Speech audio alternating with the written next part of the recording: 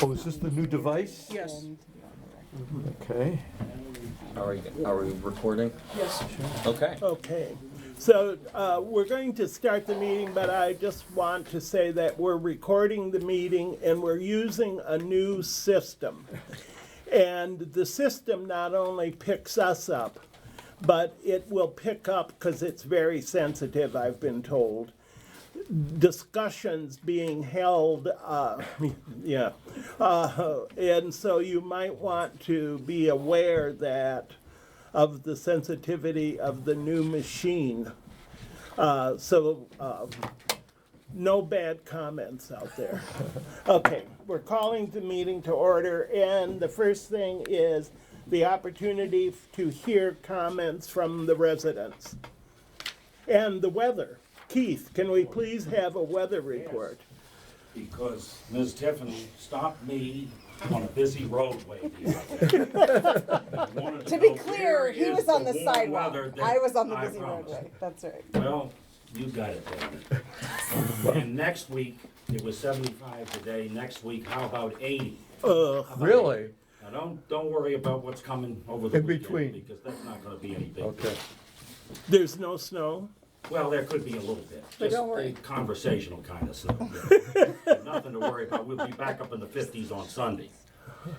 But Okay.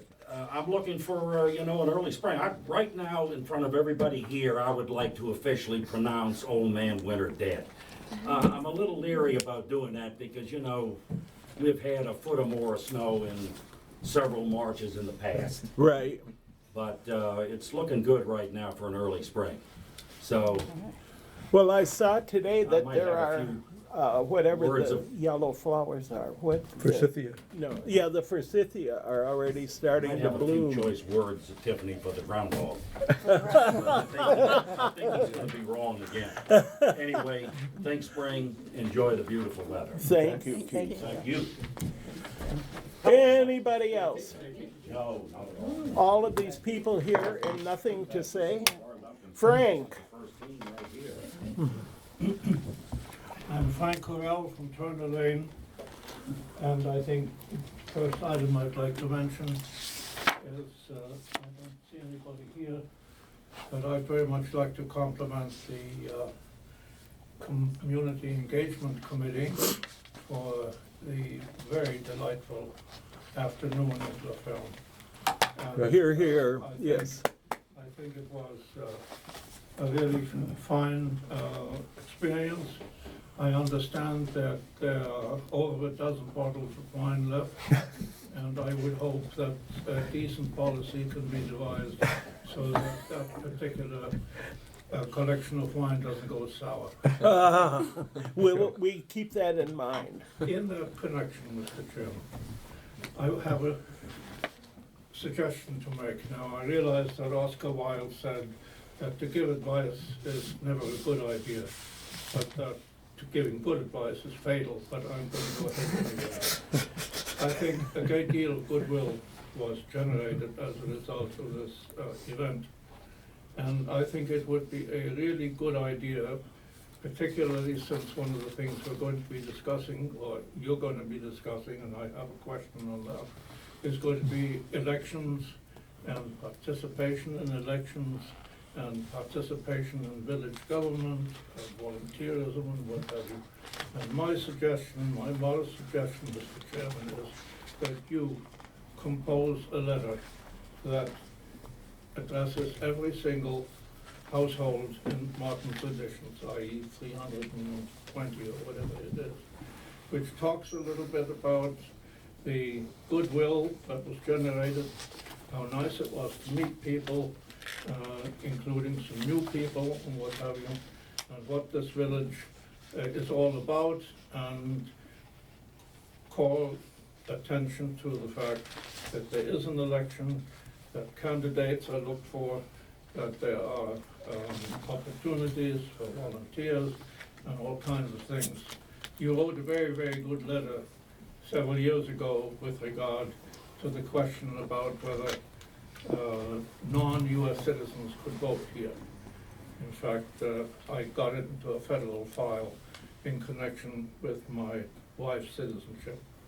So I think you're famous, even in the Department of Homeland Security. But I really mean it quite seriously. Right. I think the opportunity is too good to be missed. Right. Thank you. I'm not quite finished.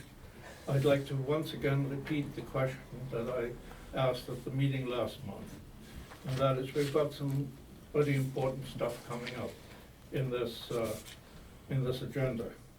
And as you can imagine, one of the things that interests me is the election.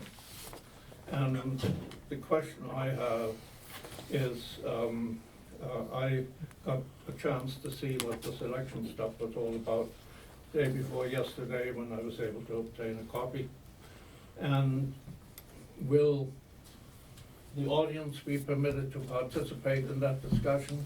Or how do you want to handle comments from the audience on this topic?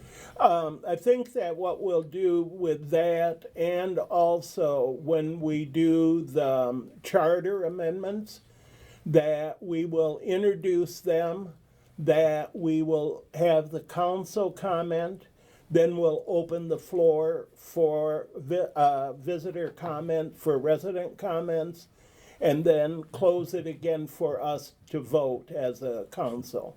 So we're going to have a lot of open sessions for comments Tonight. tonight. Okay. I think it's a good way to run it in terms of just not having the people who have come simply sit here and have to listen to the debate. Right. And one final item. I would like to share a photograph with the council and the other people at the table, as well as with the audience here. It is a photograph of the centennial plaque that was installed down at the end of Turner Lane in 2016 when that centennial took place. Right. I have commented about it before to various people. I know I talked to some people on the 4th of July already. I think the description of that place beggars description. And I urge the council to get this eyesore removed and get a proper sign put up if we really intend to honor that centennial. I have in mind an example. It doesn't have to be followed in total because it's fairly big. But take a look Isn't this at the metal? stone and the flag Okay. in front of the Centennial tree. in front of the village office in Garrett. Okay. It's raised letters, it has some gold, the thing is pretty much indestructible. Okay. Thank you. Thank you. Any other comments? Committee updates. But the elections committee is not here. Does anybody else want? Otherwise, we're going to move on and we'll do the elections as part of our agenda that's further down. There's Yes, a hand Miss waving. Jean. Hi, guys. I just want to express a concern I've got about the elections. Just, I want you to be sensitive to, that struck me when I was reading the documents, and that is the disposition of the election documents and the election records. You know, I go back a real long way. We don't want to talk about how far back because I don't want to give that away. But there was a time when there was a concern about election records being contained in people's households. Okay, voting cards and all this kind of stuff. And of course, now we have a village office and have had that village office Right. for a while. I just think it's really important. I would ask you to please consider making sure that any records related to the election, nominations, solicitations, all this kind of stuff, that it be located, the depository be this space here and not somebody's basement. But do you think there are still records out there? No, I believe Raymond Street, Bob Freeman's records all eventually came over. As a matter of fact, those boxes over there I recognize Right. from Bob Freeman of the original. They go way back. But my point is, I would urge you not to allow business essentially off-site. You want to be able to let people come into the office.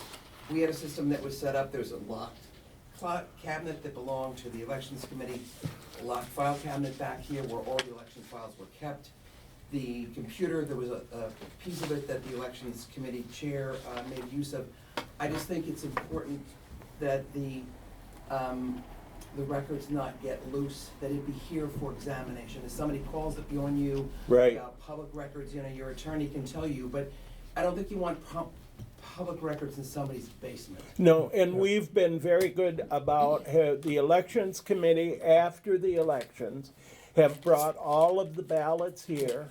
The ballots have been secured and that they are stored here, as well as all of the requests for absentee ballots, Let me- yeah. Even solicitations, documents that go out to the community. We keep a they ought to record of make sure those. that they're timely and they're available in a timely fashion. Right.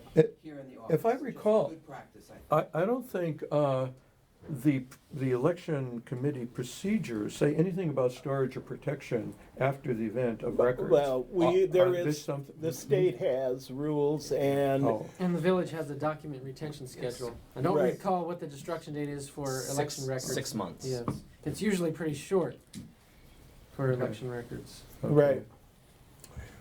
Okay, Okay. we're just talking about committee reports. Do you want to give your report now? Just in time. didn't I? Yes, or do you want to wait until we discuss election committee I can do the rules? report right now.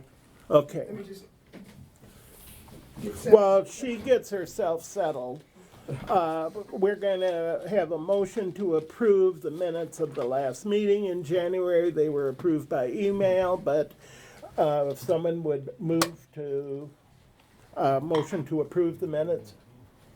I will move to approve the Second. minutes of last meeting. All in favor? Aye. Okay. Okay. Okay, election committee report. Hot off the presses. The election committee met on Monday night, the 12th, and had a very productive meeting. I think we have a terrific committee. I'm praising my colleagues, not myself. We set the timing for the election this year. If we want to jot the dates down. Microphone, I can't hear a word you're saying. I said the Might need election to- committee met. Turn It's it. up. It should be on. The election committee met. You hear me? No. The election committee met. Thank you, Everything was Tina. working before. All right, I will talk to you guys. Can you guys hear me? Yeah, we can hear. Yeah, Is it turned on in the back? Yes, it is. If you could just sort of face this way. I will face this way. yeah, we can hear you fine, so go ahead. Okay. The election committee met on Monday night. It's a terrific group of people. I'm not praising myself, I'm praising my colleagues. We set the dates for the election this year. The election is on May 10th, which means Tuesday, April 10th. Tuesday, April 10th Hey, is the last day for nominations. That's when the candidate statements are due. The community forum will be on May 3rd, 7 p.m. here, and we look forward to seeing you all there. Bring friends, we want standing room only. The nominations period will open on February 24th, and I have a draft announcement that will be coming to you in the mail, to be mailed to all village households. The absentee ballots will be available beginning 21 days before the election per the regulations, and that's April 19th. So we have dates. We reviewed the comments in the village survey from last fall about the elections, and there was a 96 or 97% approval rating, which made us all feel very good that we were running clean, honest, friendly elections, which we certainly are trying to do. We discussed a couple issues that came up there. One was about candidates running as slates, and our research there showed that there was no legal way that we had any authority, either the community or the village, to prevent anyone from running as a slate if they wanted to. That's election law. So that was an interesting discussion, though. We had one question for the ethics committee, which we referred to the council. Susan Fattick, the council member, was there, so we asked her to pick that up. And that's about it. You'll be getting the nominations are open announcement on, or before, I hope, February 24th. Are there any questions? could you repeat those dates, please? Okay. February 24th, nominations will open. Tuesday, April 10th, last day to get the candidate statements and forms in. Thursday, May 3rd, candidates community forum, 7 o'clock here. Thursday, May 10th, election day, 5 to 8 p.m. in the village celebration. We're keeping the longer hours that we put in last year because we had people here at 5 o'clock and right up to 8. We actually had a voter every 57 seconds last year. So you guys go out and vote, I love it. Absentee ballots will be available 21 days before the election, which is April 19th. Okay, other questions? And again, if you have any questions about election procedures or you'd like to run for office, we'll be very happy to help. Our email address will be on the notice you get us. Give us the same email we had last year if you already have it. And we thank the council very much for taking up tonight the revised election rules and procedures that we gave you back in, I think, November. And we appreciate you doing that. And thanks for cleaning up the regs. I hope that happens tonight. And the election season officially begins with the opening of nominations on February 24th. Great, thank you. I was remiss, after being reminded by Frank, to thank the Community Engagement Committee for their really great job that they did with the party, and Matt and Tina for all of the work they did that made the party a big success. Thank you. Yeah, lots of compliments. It was, I know it's always a lot of work, but it was a great crowd. And the cookies were really good. Yeah. Building administrators report. Just a couple things to go over. The applicant at 3501 Shepherd Street has submitted a... Can you do the microphone? And please speak slowly. The applicants at 3501 Shepherd Street have submitted a building permit application. It has been approved by the county, and Matt is setting up a free information meeting with the residents. I think it's tentatively for next Thursday night.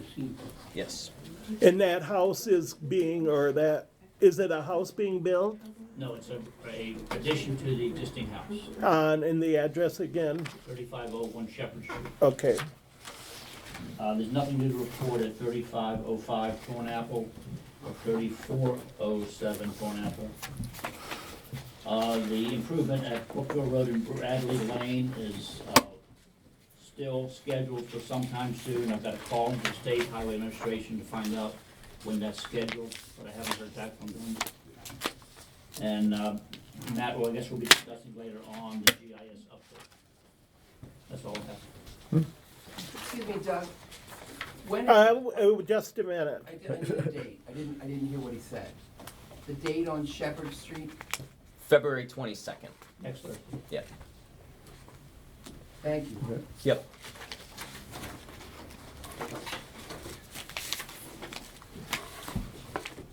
Financial matters. Okay, financial matters. I tried in the report, I'm not sure if everyone got one, I did it this afternoon, to go over all our revenues, to look at what they are, how much they are, and to describe them a bit.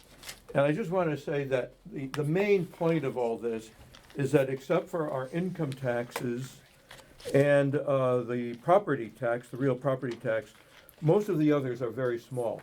And this, what stimulated me to do this is that there has been discussions and negotiations with the Maryland Municipal League and some of the bigger towns with the county on revenue, the county's revenue sharing program.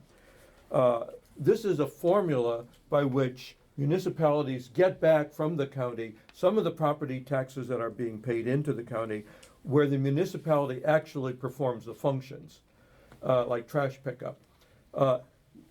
After the Great Recession in 2008, the county was looking for money and slashed the sharing, both the revenue sharing and the so-called highway users fees, to practically zero. For Martin's Addition, we were going from $20,000, $25,000 a year down to the hundreds. That has gradually come back up, so now we're back to the levels that we were then. But both of these items only account for 5% taken together of the village's revenues. So when I was looking at these negotiations that are going on, the discussions with the Maryland Municipal League and the county over this, if these formulas are amended or changed, the proportions are changed, it's not going to affect us very much. It's already a small part of our budget. If a few percentage points here or there in the formula are not going to affect us. So I just want to reemphasize that our major part of our 2/3 or more of our total budget comes from the property tax and the income tax. The income tax we have no say over. It's 17% of Martin's Addition state income tax that they pay. That 17% comes out, not a formula. If residents are doing well, we do well.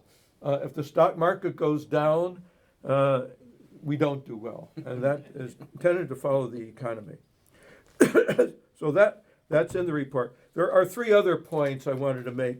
But just for the record, okay. you're not advocating that the county take back. No. money, just to make sure that's. In fact, there has been at several points in the past a discussion at both the state and the county level. Do the municipalities really need all that money? And somebody raises it, it's discussed, and then it's dropped because some of the bigger municipalities have a lot more political clout than we do. But it's something to keep our guard up on. If in the future this comes up, we may want to weigh in on this in the future. Now, 3 specific items. The GIS, the Geographical Information System, we now have a proposal in for $27,000. Now, for the record, I want to say that we have budgeted for this several years in the past at about $5,000 a year, and it has not been spent because we did not have a good contractor. The last time we spent money on this was 2013. So in a way, we have money in the bank. We don't, but we can think of it that way. So this $27,000 is catch up on the years that we have not been maintaining the files, the geographic information on where trees are, where pipes are, and utilities, and the fronts and sides of buildings, and so on. So we will have to approve a budget amendment on that. Another new item is that Montgomery County has started to charge for distributing to us the village's property tax based on the number of lines, they call it, the number of items, and this will come to about $450 starting next year. So they're still trying to get as much money. In fiscal year 18. In 18. Yeah. So that's this fiscal year. I think it's in 19. Okay, Yeah, got I it. think it's 19. So it's Okay. next fiscal year. And one other thing, a CD that we have out came up for renewal. It was an automatic turnover, but there's $250,000 that was automatically renewed at a higher interest rate than we originally got. So we're now out of the 0.001 interest rates on our money and are up to more like 0.007 and 8. So we actually had some our interest income for the past year was $15,700, which is considerably more than it had been in the past. That's all I have. So how much do we need to approve? 27,000. We're for- short we're- 27,000? yeah. I think it's a little No. I think it's a little over 27,000. Yeah. So How much is in the 28. budget? 20. We had nothing. Do we Yeah. have anything in the We have budget? money in the budget. We have 20,000 Okay. budgeted. So we need to approve 10 more? Yeah. Is that Yeah. in that order would to be sure? that would give plenty of cushion. Yeah. Okay, Okay. So so, I will move that we add $10,000 to the budget for our GIS, Geographical Information System updating. okay. From there's a- reserves.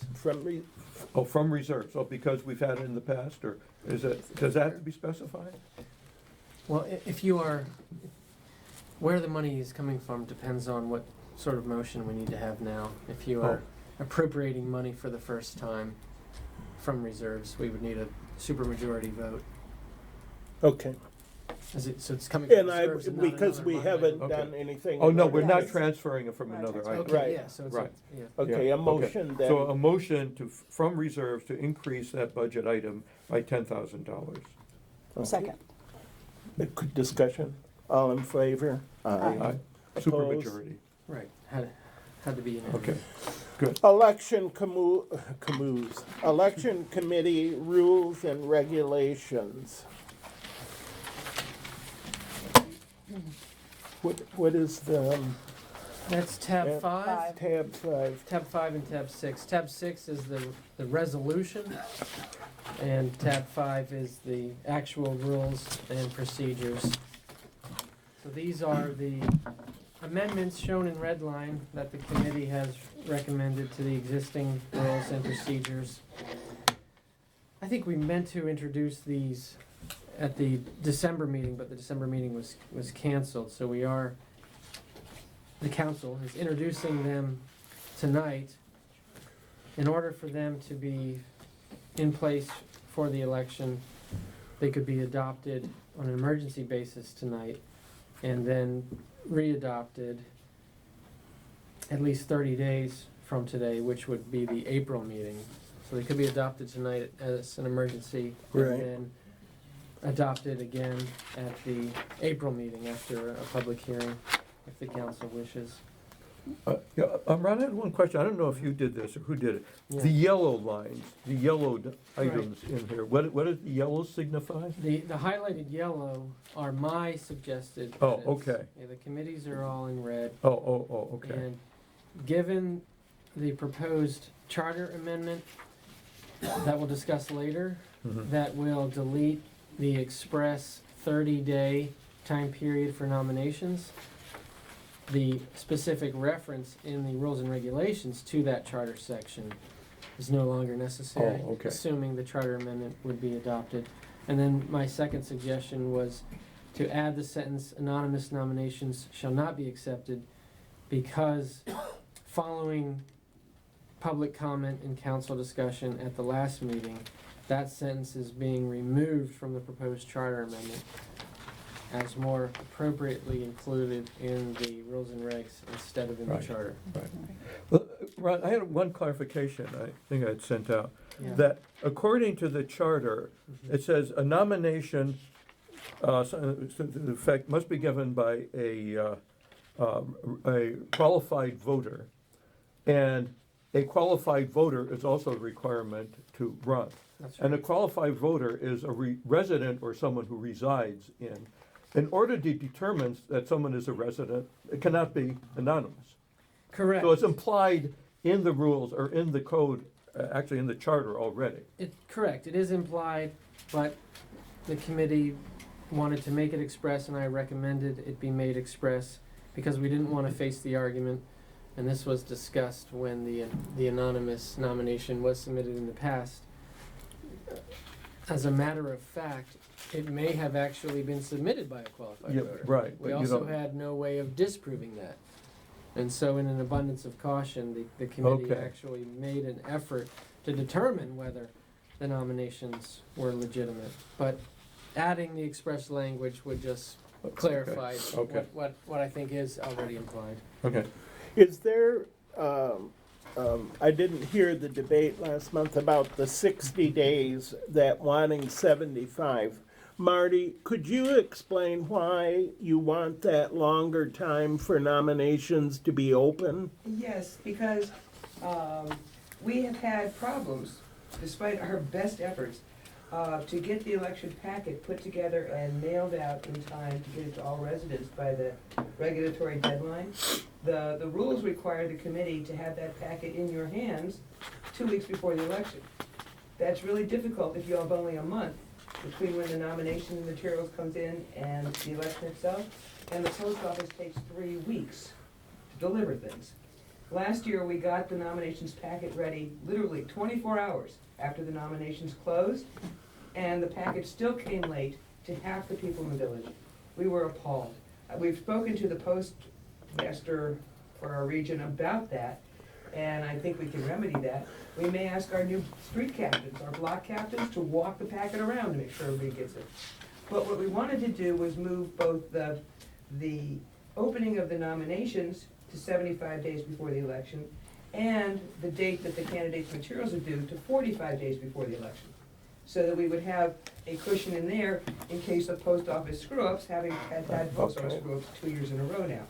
So you're moving both of the dates back so that you That's- have, it isn't actually going to be a longer period for the nominations to be open, but that there'll be also a longer period in order to prepare the documents to be sent out. That's right. Now, Okay. what we do in this set of regulations is we move the opening of the nominations period to 75 days before the election, because we could do that Right. through this ordinance.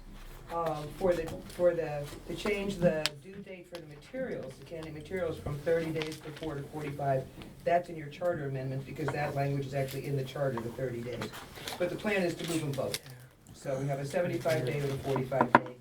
Okay. I missed that. Did I read in here, Ron, that there is the description of who is an eligible voter is someone who's lived here 6 months? No, no, The, no. I thought, where did I see that? It's under who can vote. A qualified voter is any person who owns property or any residence of Martin's Additions who is 18 years of age or over. It's on the third page of the. No, it's not 60 days. 6 months is what I read. No, I don't think so. That was in some earlier document, I remember seeing that too, but it's not in the current. It's not in this document. And it's not in what is currently in place. Yeah. Right. well, no, it is in the charter. That's where it's at. Yeah. That's where it's, What is it? okay. I thought the charter said The just definition of reside. resident is currently a person who presently lives in Martin's Additions and has done so for the previous 6 months. Okay, isn't, I don't, Definition of resident. I mean, I know we'll discuss that when we get to the charter. That seems like news to me. I don't think, we've sort of said if you reside and have proof of Yeah. being a resident, that there wasn't a time period, I didn't think. Yeah. Oh, well, Let me just there say is currently. in the Okay. charter, As a yeah. practical matter, I mean, I've been on the election committee two and a half years now, and I think there's some prior election committee members here too. What the procedure has actually been, just simply if someone comes up to us at the polling table and wants to vote, we ask to see a driver's license or other ID with the address. We do verify that they have legal residence here. But we have not ever, in my experience, asked them how long they've been here. We do check the paperwork, but we don't ask, when'd you move? Okay. Do you, Frank or Ted, do you remember in your years of election committee of looking at how long people had been here before they were allowed to vote? No. Okay. Okay, thank you. Are there any questions from the people here about the proposed election rules and procedures? Yeah. Frank? I have quite a few, Mr. Chairman. And I'm going to ask your indulgence and let me go to that desk. Sure. I spent the afternoon getting some rather nasty tests in my eyes, and I have trouble reading, and I'm afraid I'm going to need a little bit of support here. You okay standing, or would you rather sit? Do I have to press anything? No, because I don't think it's working right Can now. you hear me? Can you hear me? It's being selective of who it wants to. You can't hear me back there. Whack it. No, let's do it. Yeah. No, it says on. Yeah, well, what it says and what it does are two different things, right? Doug got it to work. What was the secret, How about Doug? now? She handed it to me. Is it a back? Closer to your lips. Can you hear it? Yeah, Is it- just hold it up. All right. I'll try to keep it near my big mouth. Is it? Do you want somebody, Frank, to help you read what you've got? I don't think so. Okay. I think I'm all right. All right, thank you. First of all, in looking this over, I have the feeling that what you've got here is quite a wide range of things. This is purporting to be a policy. And we have rules and procedures, and I go and see what some of the rules and procedures are, and they sound to me like the sort of thing that you put out for each election that such and such is going to take place. If this is intended to be a policy document, then I think I need to bring several things to your attention. I'm going to start right now by talking about the village council election process, the second paragraph on that first page. And the thing I'm focusing on is the committee consists of a minimum of 3, but preferably no less, or fewer, I beg your pardon, than 5 qualified voter volunteers appointed by the council. Okay. It seems to me it's necessary to define qualified. What exactly is qualified? Is it A qualified voter? No, a qualified voter volunteer. Volunteer. A It means- volunteer for this committee. This is, Acting as a volunteer. a qualified voter is one phrase, volunteer is another. The charter defines a qualified voter. Yes, but no. Volunteer is But volunteer what as a does separate word. the sentence mean? A qualified voter who volunteers. All elections are managed by the committee. The committee consists of a minimum of 3, preferably no fewer than 5, qualified voter volunteers. Yeah, Let me So- speak to that so if it I could- may. Should I answer? yeah. Okay. No. Qualified voters are defined under who can vote, Right. a bit further down and of course elsewhere. The volunteer process, I think, is very important for this committee. Every year, we serve through the election to the end of the fiscal year. Every year, the new council puts out a call for volunteers to serve on all committees. Ethics committee, election committee, now we have the community engagement committee. So this is not some kind of self-selection process.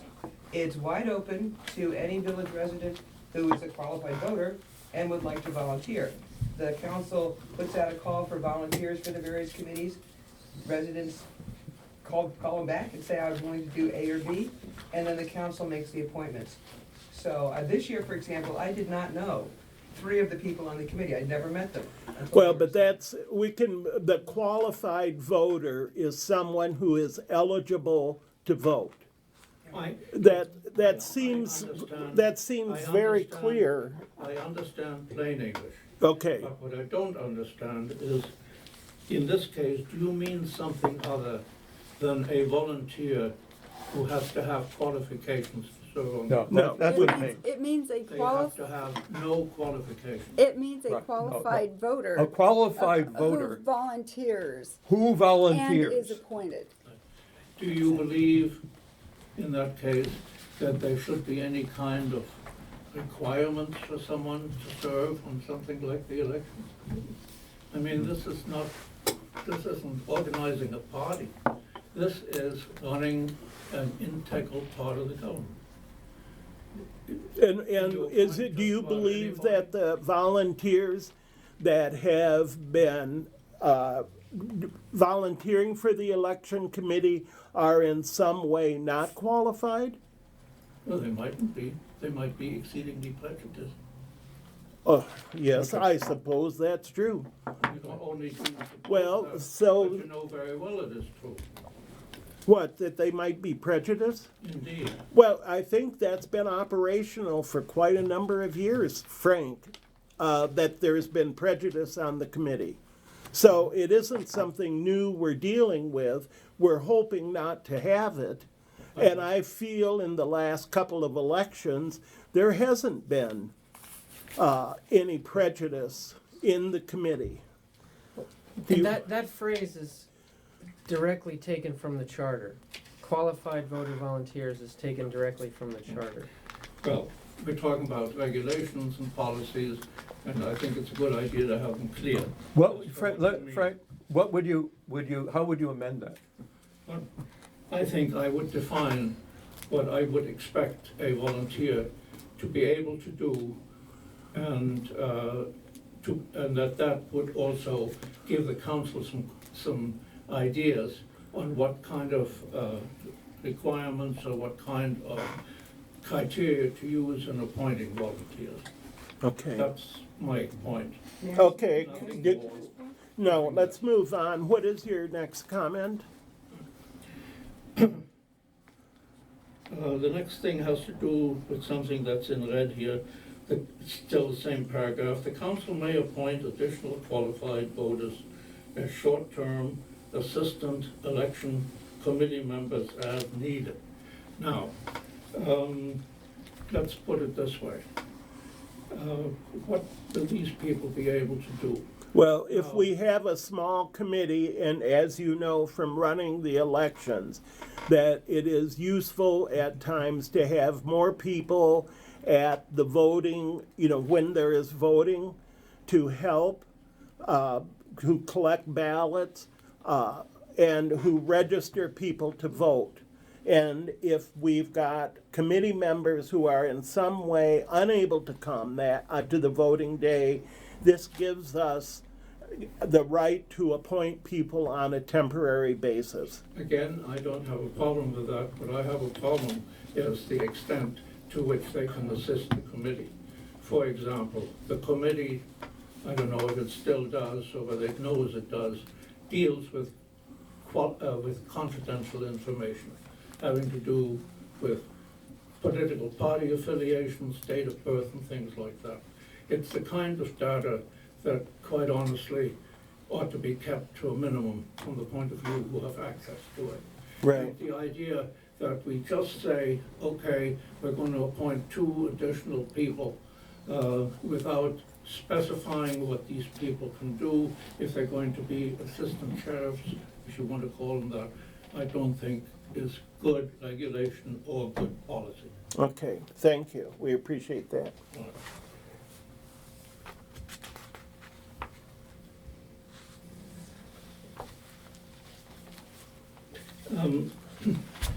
I certainly don't quarrel with anybody who wants to make anonymous nominations impossible. I think that it makes sense, and I don't like the idea of pestering a committee that's busy anyway with something like an anonymous nomination. But I do have a problem with how far this goes in order to go away from anonymous nominations. We have here nominations may be made only by verified, qualified voters. Anonymous nominations are not permitted. Residents who nominate someone other than themselves must include an email or signed written statement from the proposed candidate expressing his/her consent to be nominated.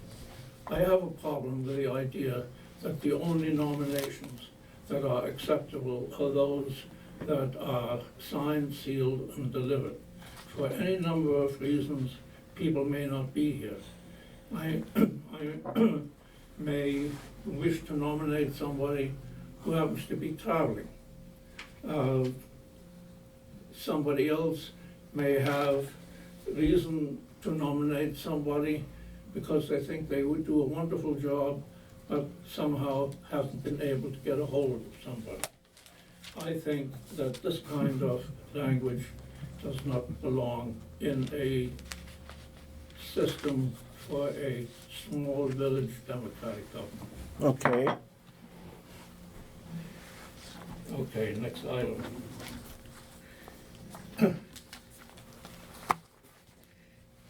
And this is now in number 2, still on page 1. All nominated candidates shall submit a statement of interest and qualifications and a conflicts of interest disclosure statement in a form provided by the Ethics Committee. Now, may I ask, has such a form been developed? What, from the Ethics Committee? Yes. Yes, Yeah, it's been used for 2 years now. And it is used by the village staff, on an annual basis, has to sign a conflict of interest statement. All of the council members sign it on an annual basis. And so when people are proposed that, yes, we have a conflict statement from the ethics committee. Okay, so such a statement is actually in place. Yes. So I was misled by the fact that this stuff was read.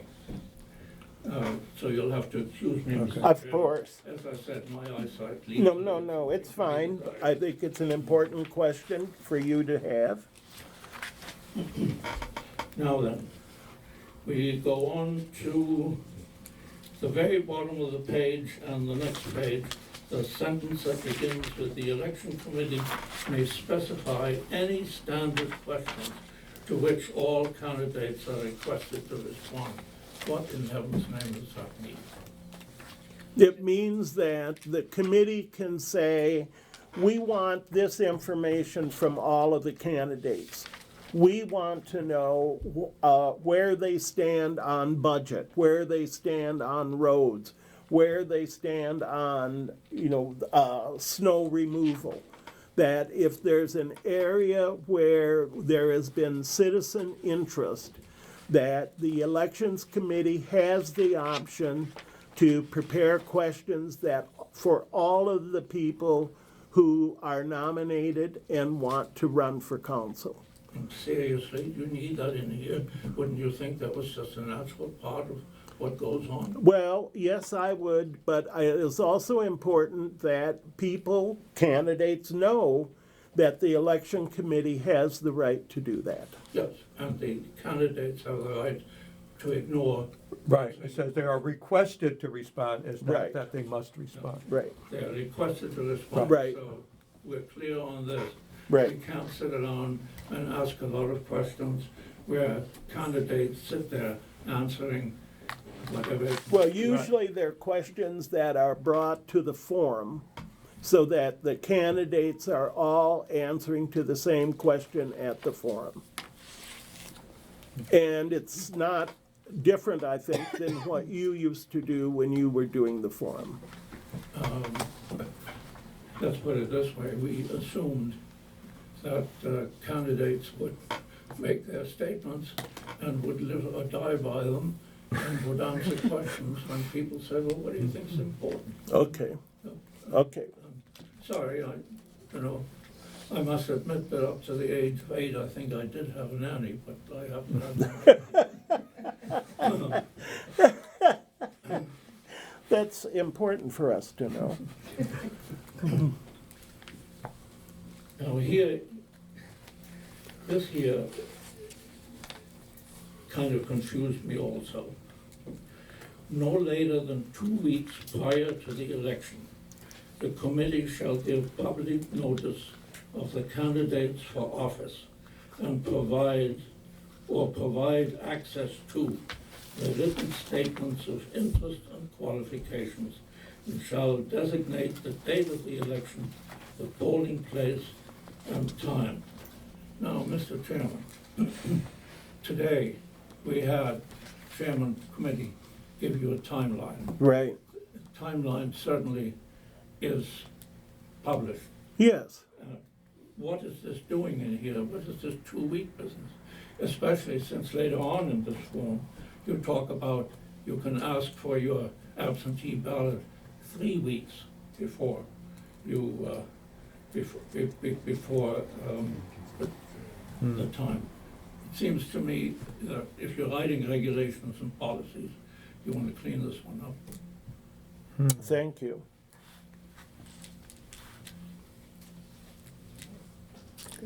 I was also bothered.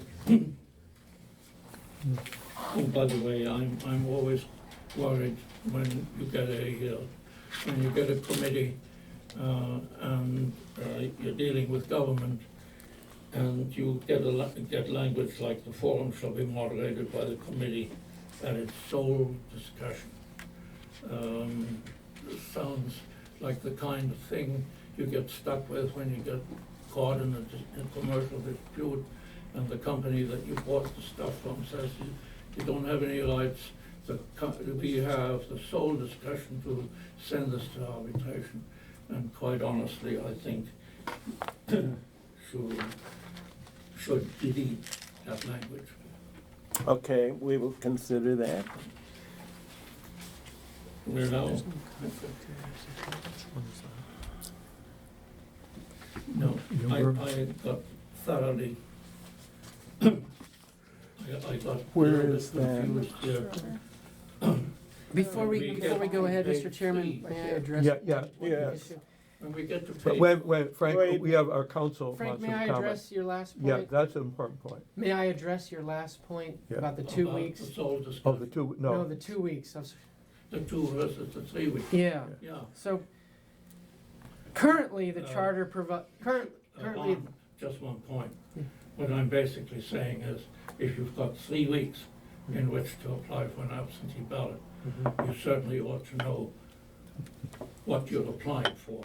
That's very simple. who to vote for? You mean if you can request your absentee ballot 3 weeks, but you may not know all the candidates until 2 weeks before the election? Well, that's certainly what it looks like according to this. Yes, But I don't think and it's true. that's intentional. So, That's intentional. yeah, the charter requires a minimum of 2 weeks' notice, but obviously there's gotta be some time to process absentee ballot requests. And Yeah, I would simply say, as a matter of practice, the election committee, in my experience, has put out the list of nominees as soon as we have them, literally the day after the nominations period closes, which is 30 days before the election. So that information is public and goes out to everybody in the community a full month before the election. 2 weeks is the legal minimum for us to get the packet to you all, to actually have the election packet delivered. okay.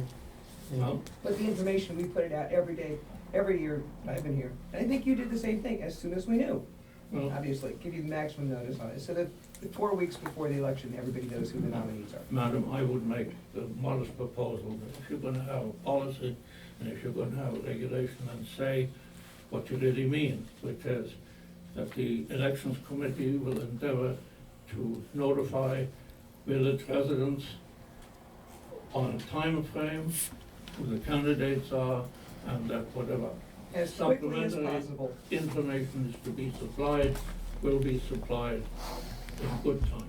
Absolutely. Couldn't agree more. That's, I Quickly mean, as it's possible. 2-3 week business, that doesn't Those sound are right. legal minimums.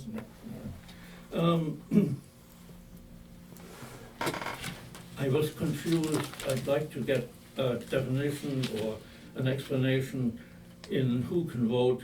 The committee will utilize the most recent electronically available village qualified voter contact information to verify names and addresses. What is What is- recent? It's the voter. Available village qualified voter contact information. yeah. So since before I started working, Gene probably can speak to this a little bit as well. There's been an Excel spreadsheet that is updated as people move in and out of the village. And in addition to that, we have the new resident directory form for the new directory going out this year. And then I think that as a safeguard, there's also language so that the committee can check people's identifications to verify that they moved here, if for some reason they slipped through the cracks in either of those two. Well, when the election takes place, what paper do you have? Somebody comes and says, I want to vote, my name is Joe Blow. What paper is it? We have What is the electronically available qualified voter contract information, or is it something else? We have the full list from the village of everybody that the village knows lives here. And if somebody comes up and they're not on the list, almost all residents are. I think last year we had maybe 4 or 5 people who weren't on the printed list. But in my experience, the staff has done a good job updating the village residents list. Almost everybody's on it. In the cases where people were not on the list, we asked them for ID that showed the Martin's Additions address and verified that they were indeed residents before they voted. But you did this electronically. We did this at the polling table where we sat there and said, oh, you're not, well, we have an electronic, we actually did printed out a paper copy this last year. And went down and just checked, so, if Frank comes up and you're not on the list, I'm gonna ask you for your driver's license. if you are on the list, I'm gonna check you off your name on the list and say thank you for voting. Let's continue on other areas that you have Yeah, well, discussion. Just answering this one, one question I already have is what happens when somebody isn't on the list and moved in 2 months ago? Well, she just answered answered that. Yes, so you can move on. So, voting locations, all voting is by secret ballot, and election procedures are designed to ensure that voters have the opportunity to cast ballots in privacy. I want to get back to that when we talk about absentee ballots. Absentee ballots, this is down at the bottom of page 3, will be assigned randomized control numbers and will not reflect any voter information on the ballot. Does that mean that on the absentee ballot there'll be a control number? It's not on the ballot, it goes on the envelope that residents return the ballots in. Why don't you say that? Well, it does say that later, where it says that residents. Oh, it says something later, Yeah, but this here yeah. is what people read, and it should say what it means. And in addition to that, I'm going to raise an issue that I discussed with you last year when my wife and I attempted to apply for an absentee ballot. In the old days, Mr. Chairman, which perhaps you don't care to remember, we issued absentee ballots by sending the ballot and instructions, an inner envelope in which to place the ballot, and an outer envelope. And in the outer envelope, we didn't have any control number or anything, we had names. And the idea was that the person submitting an absentee ballot would fill the thing out, put it in the blank envelope, included in the outer envelope, write his name or her name on that envelope, and bring it in. When the committee members collected these ballots some hours before the election, those envelopes were checked off and opened, and the ballots, without ever being seen, was put into the box. I cannot agree that anything other than that is secret ballot. The same process is used these days under these procedures to ensure that the people opening the absentee ballot envelopes never see the ballots. What we do now is instead, because most people are now asking for their absentee ballots electronically, 90% of them are sent by email these days. So you can't include a return envelope when you send something by email. Well, you're not voting by email. No, people don't vote by email, they have to return it in paper, but they get the ballot by email. And I said that was almost everybody who asked for an absentee ballot gets it by email. I believe I came and hand-delivered yours last year in paper. But understand that what comes back is a plain envelope and with a number on it, no address, no name whatsoever. And we don't open those. The election committee does not open those until after the polling is completed at 8 p.m. What we do is we check off our list of control numbers. So Joe Smith got ballot number 12345, and we have ballot 12345 returned. Each control number is unique. We check off that. So we, on the voting list, we know that Joe Smith voted, but we don't open the envelope. It's exactly the same thing you did. The only difference is there's no return envelope because people are getting the material by email. So we take the sealed envelope with the control number, no name on it at all, completely private. We put that in the ballot box. And none of those absentee ballots are opened until all the polling outside is done and the ballot box goes into the election committee for the votes to be counted. I never saw how anybody voted on any of the absentee ballots. I believe we had 71 absentee ballots last year. None of those envelopes are opened until the vote counting actually happens after 8 p.m. I still don't understand this business with the email. Somebody asks for a ballot. We send the ballot to them by email. We send them the discrete control number, the unique control number. And then we can, when an envelope comes back in with a control number on it, this is a voter fraud prevention technique. If somebody made up a phony control number to try to vote 2 or 3 times, we'd catch it because we have the list of control numbers that were assigned that year. So there's no way that somebody can send in 2 or 3 absentee ballots. because they'd have to use a phony control number and those ballots would be eliminated. But the ballot will be taken out of the envelope eventually. Only when all the polling is done after 8 p.m. and the people who did the absentee ballot assignments are not in the room when the votes are counted. So you mean your committee gets split? There are people, 2 people do absentee ballots, 3 do the vote counting, and the 2 people who had the list of numbers and absentee ballots are not in the room when those envelopes are open. I think that better be very, very carefully explained in these regulations. Because I think if we're making policy, then for heaven's sake, this has got to be there in black and white. Okay, thank you. It is in the committee's own internal procedures, it's not here in the policy. This is a policy. Okay, Frank, can you please move on, because it's getting late? I'd be delighted to. As you can see, I took a look at this, and I might add, I looked at it kind of superficially.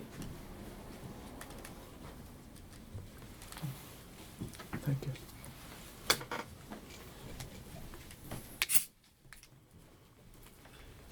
Okay, when we start looking at absentee ballot procedures, one of the things you can do is come to the village office in person to complete an absentee ballot application provided by the committee. Who provides the ballot? How do you verify that? Do you just hand it out? What kind of check is there with regard to verification? Well, she just went through that. No, not if if somebody comes to the office. Oh, it's I'm different. sorry. There are still people here who believe in doing things without email. Right, I understand. Yes.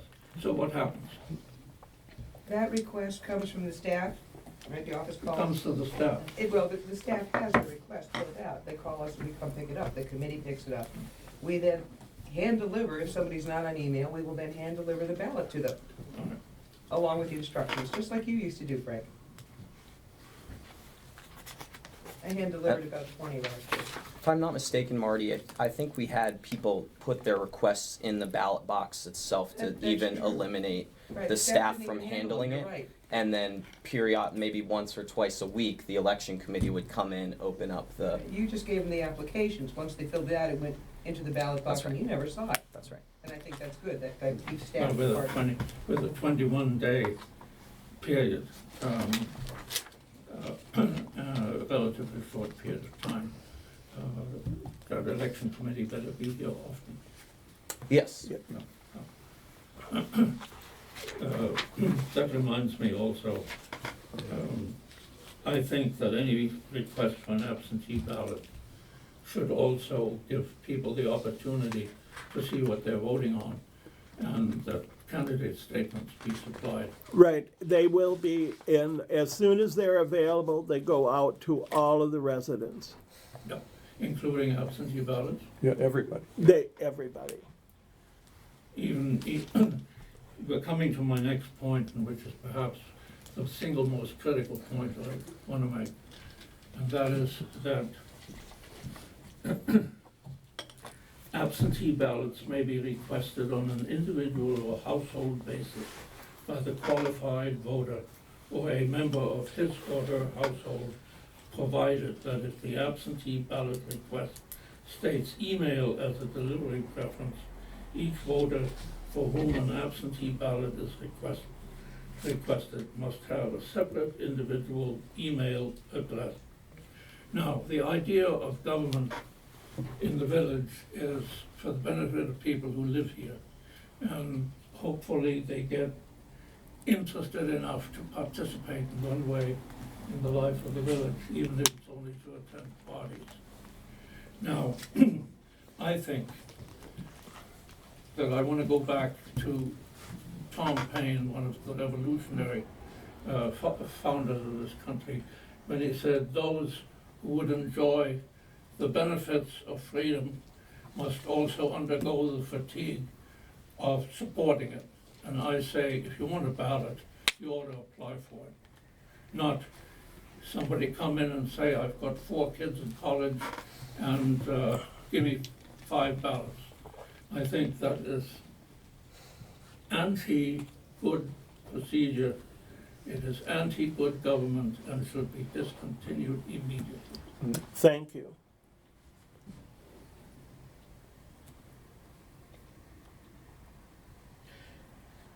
Just a small piece of advice based on past experience.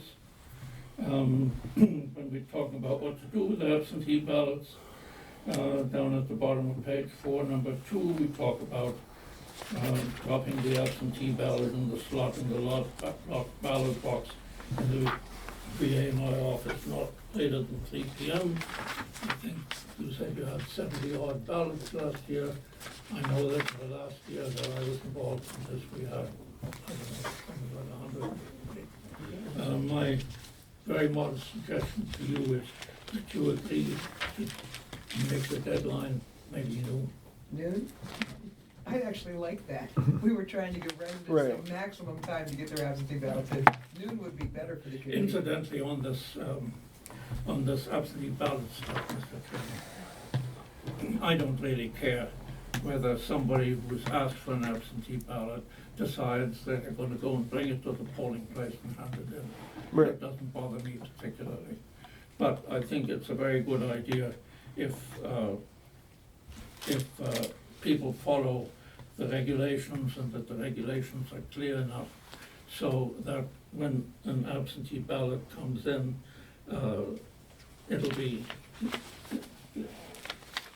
it won't be a problem, because this is something the county does not allow. If you ask for an absentee ballot from the county, they tell you in plain black and white, you have to use it, you will not be able to vote at the poll. And that is the policy this village followed until the year 2016. Right. Thank you. Coming to the end. What was it that Thomas Paine said about the fatigue? Please, continue. Let me assure you that if anybody walks out of this room fatigued at the end of the session, it'll be me. Well, trust me, Okay. you're not alone. I must say that I did enjoy this moment of levity. When we go down electioneering on page 5, we got to number E. It says, candidates' campaigns may give residents token gifts that display candidate information, provided that such gifts do not exceed $1 in market value. Now, of course, the first question is, does that include or exclude sales tax? Secondly, what's this intended to do? And wouldn't this also have some kind of an effect on such a thing, very nice thing, I personally think, of open houses by candidates, offering drinks and some other refreshment and what have you? I mean, would this require the host to issue coupons so you can only have one glass of wine, because that's $1? And that's the most that can be done, and you can only have one sandwich. It's actually a good rule for those people who come and just want dinner and not want to hear from the candidate.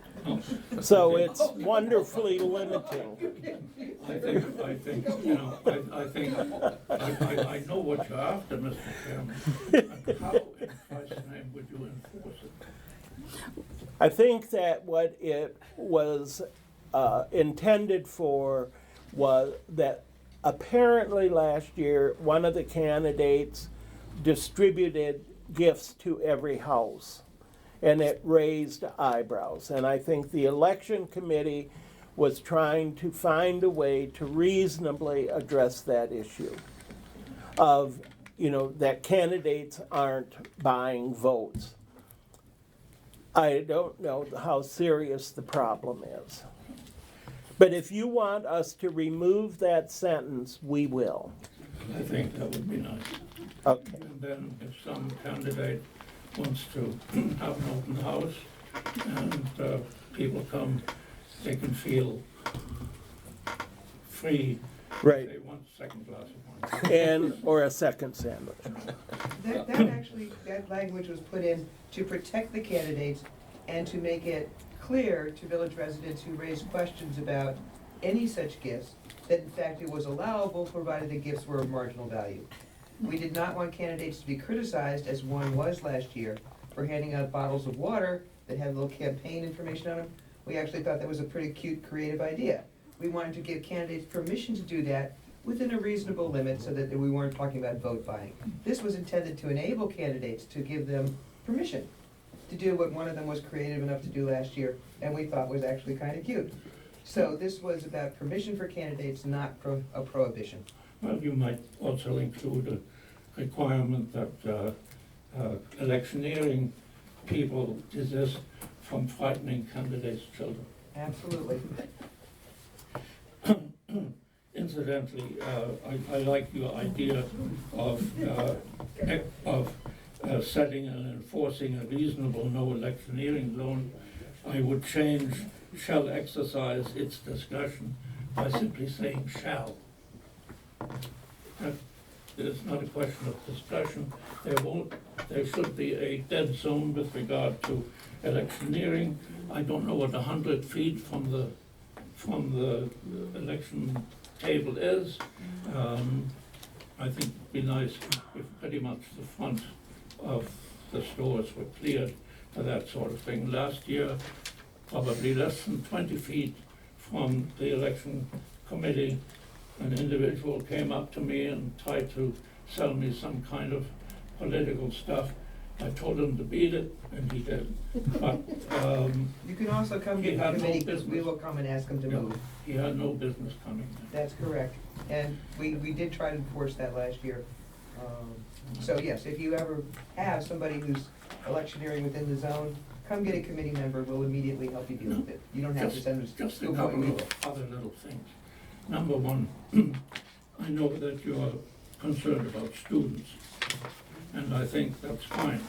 But I think it would be a good idea to get it straight which students are eligible. And the idea that individuals apply for their own ballots will help to some extent. But since chances are they are not included in what the new residence list or whatever electronic things come in, I think it would be a good idea to get a register of who these students are and how long they're students. I might tell you that recently I read an obituary for Governor Brendan Byrne of New Jersey, where he said that when he died, he hoped to be buried in Hudson County, because that way he'd be able to continue to vote. You know, We do require students to provide verification of their residence in order to be able to vote. or you might even want to establish a register.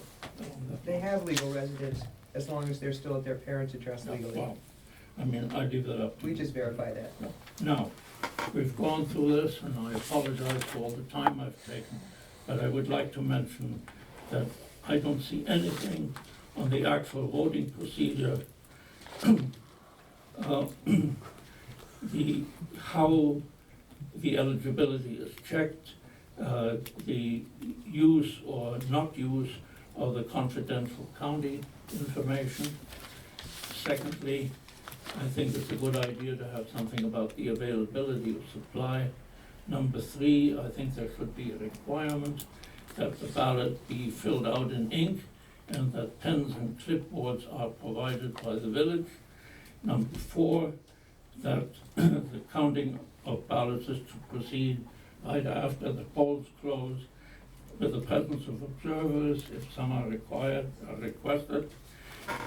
And Jean Sperling already mentioned the need for record keeping and where those records should be kept. I think I also want to re-emphasize that I see absolutely nothing in here on the non-partisanship by committee members. I personally think it would be a good idea to ask them to take some kind of an oath. I agree with that. I think the committee has been very, Okay. very careful not to be partisan in the last 2 years. Thank you, Frank. Mr. Chairman, I apologize for taking so much time. Took me a little longer than I would have liked to, but I Thank- consider these important. Right, and we agree with you, thank you.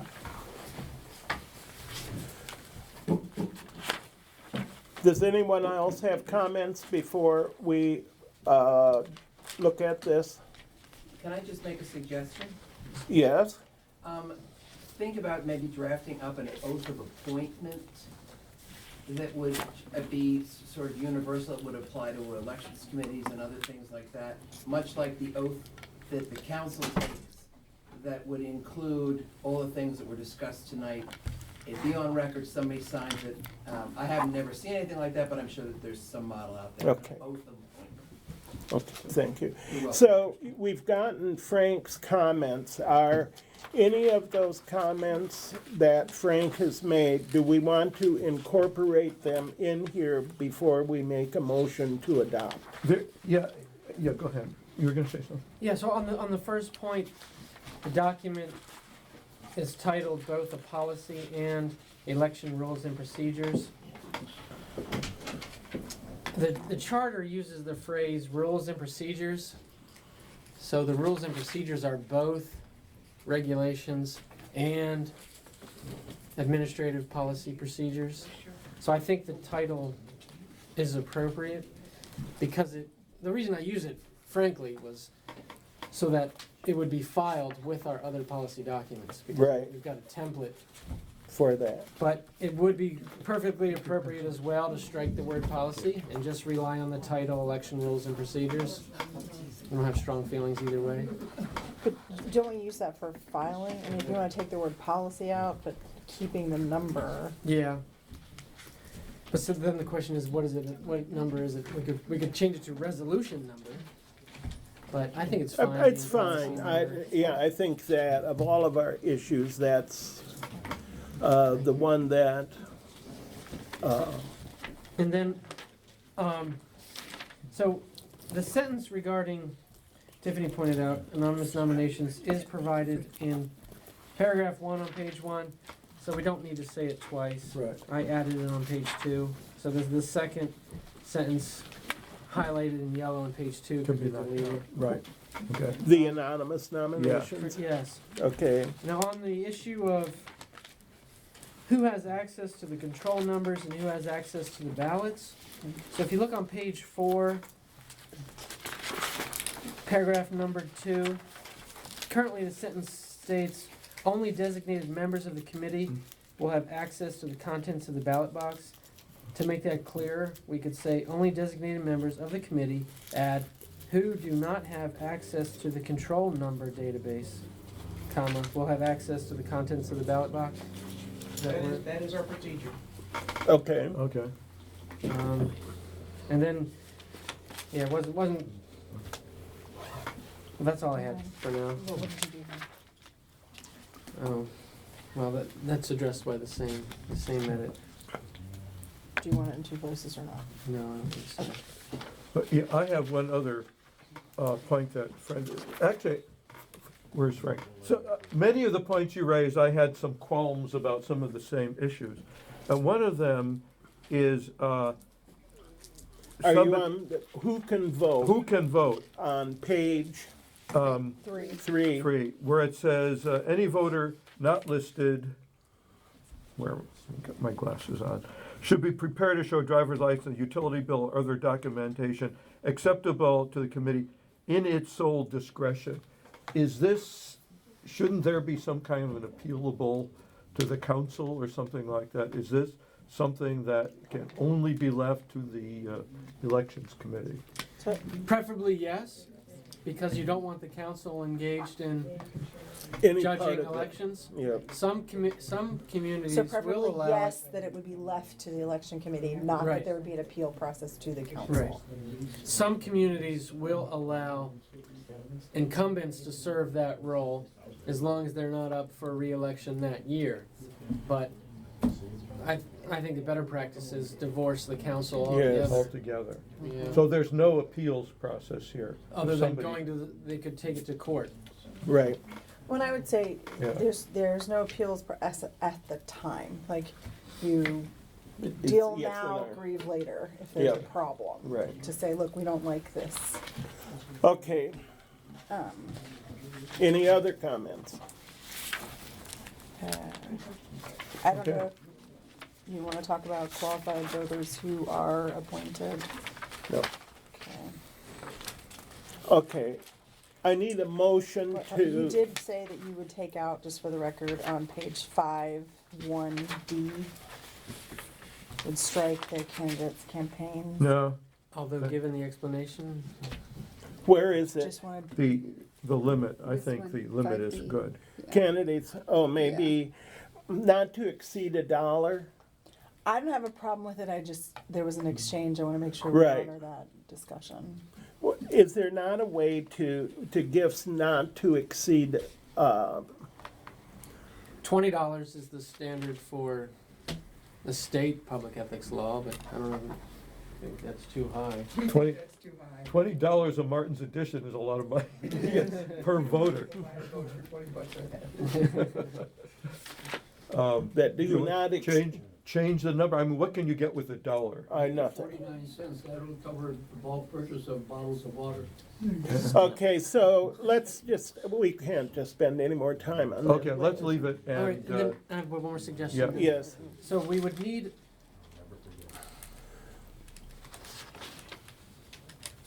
Oh, In number 3 on page 5, the election committee shall set and enforce a reasonable electioneering zone.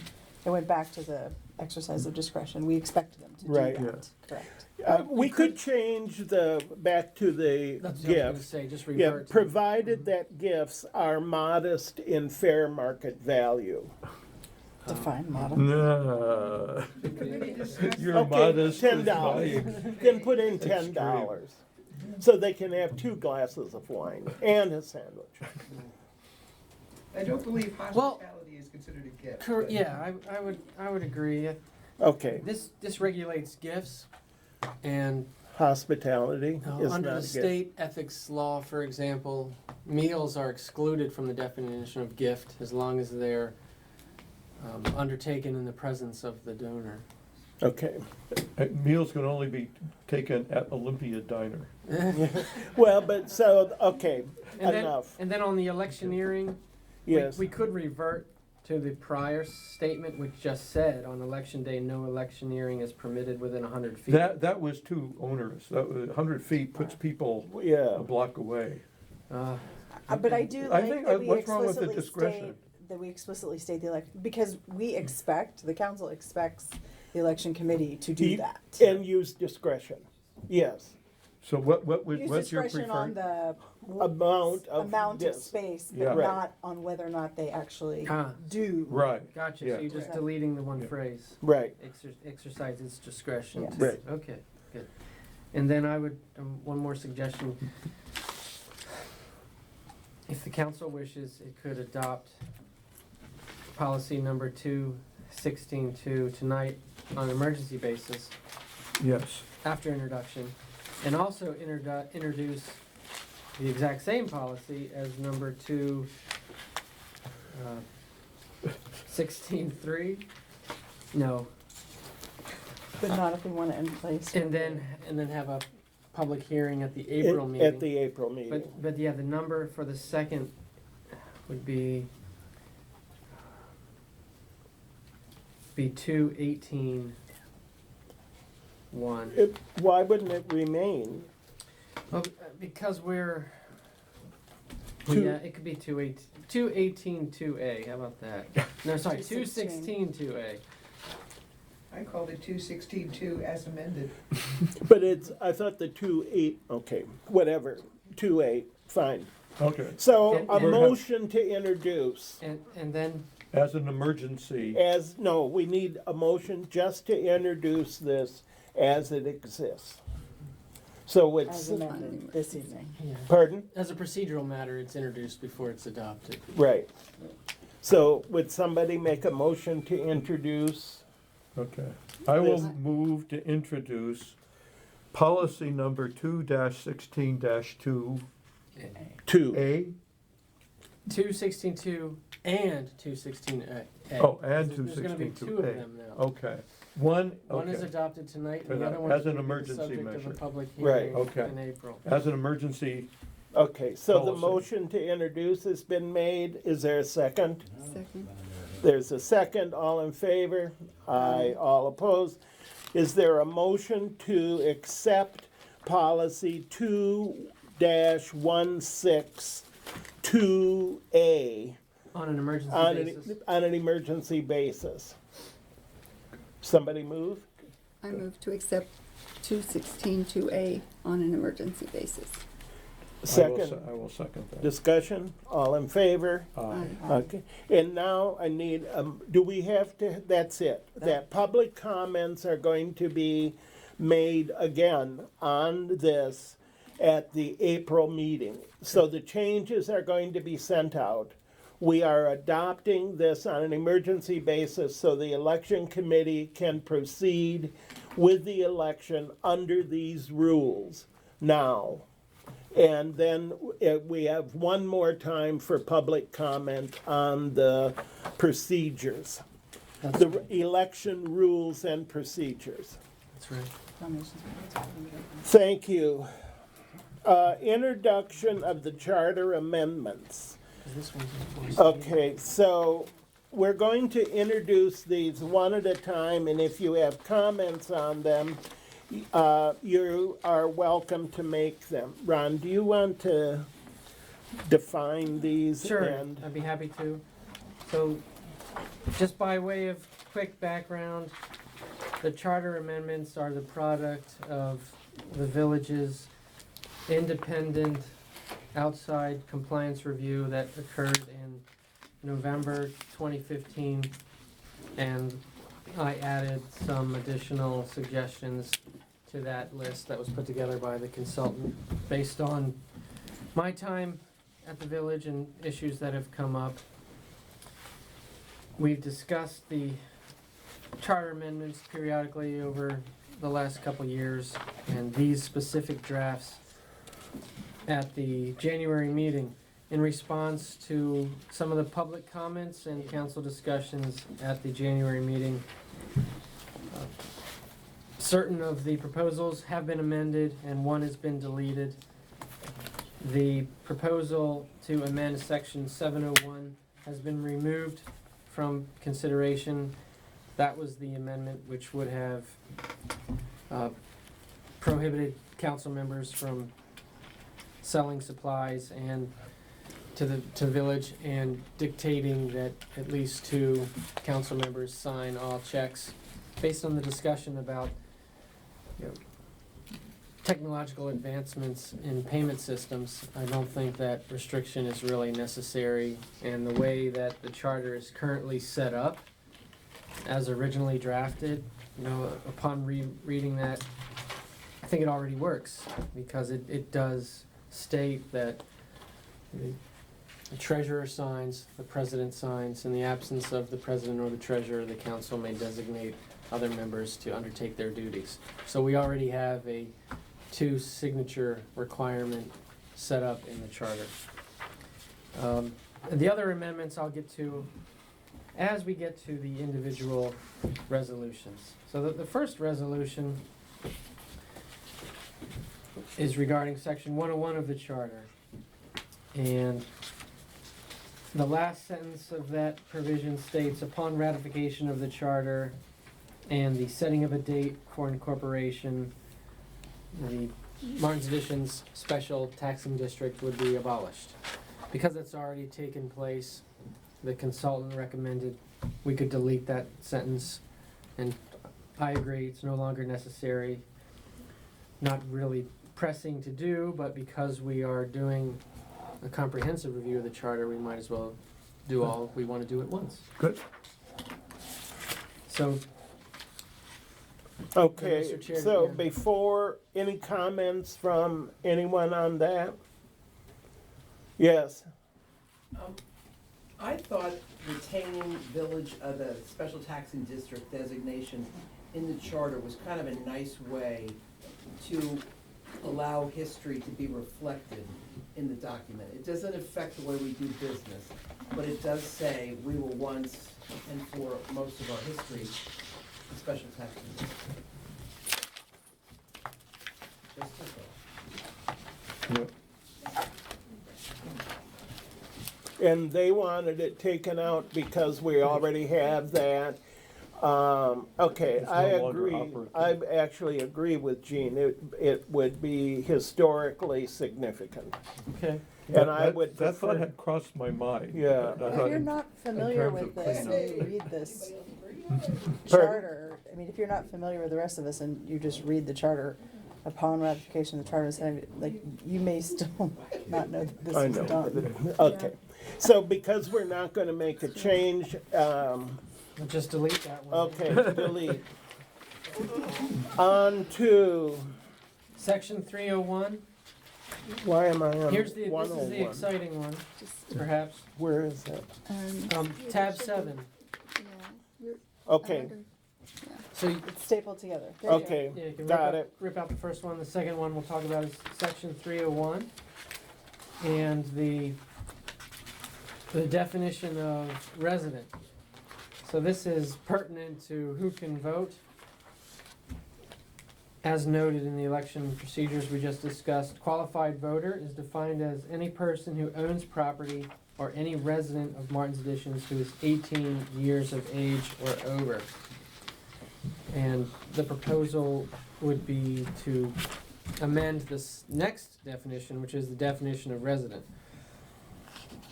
Resident is defined as a person who presently lives in Martin's Additions and has done so for the previous 6 months. And I've experienced that the phrase presently lives has given the election committee problems in the past, because I think the examples we've had is if a college student still deems the village as their legal residence, are they really presently living in the village if they're away at school?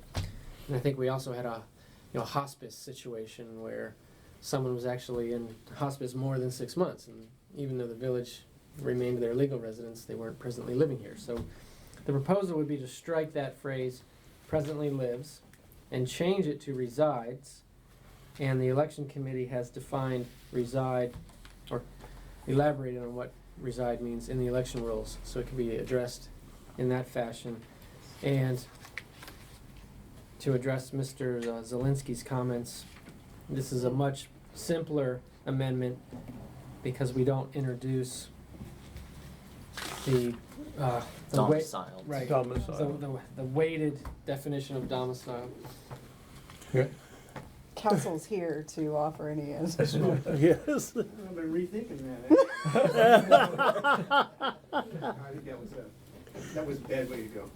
So I'm questioning the 6 months, because that's not something we've used in the past.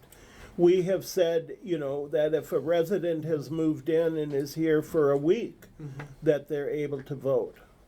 And so just a person who presently, or who resides in Martin's Additions, period. Yeah.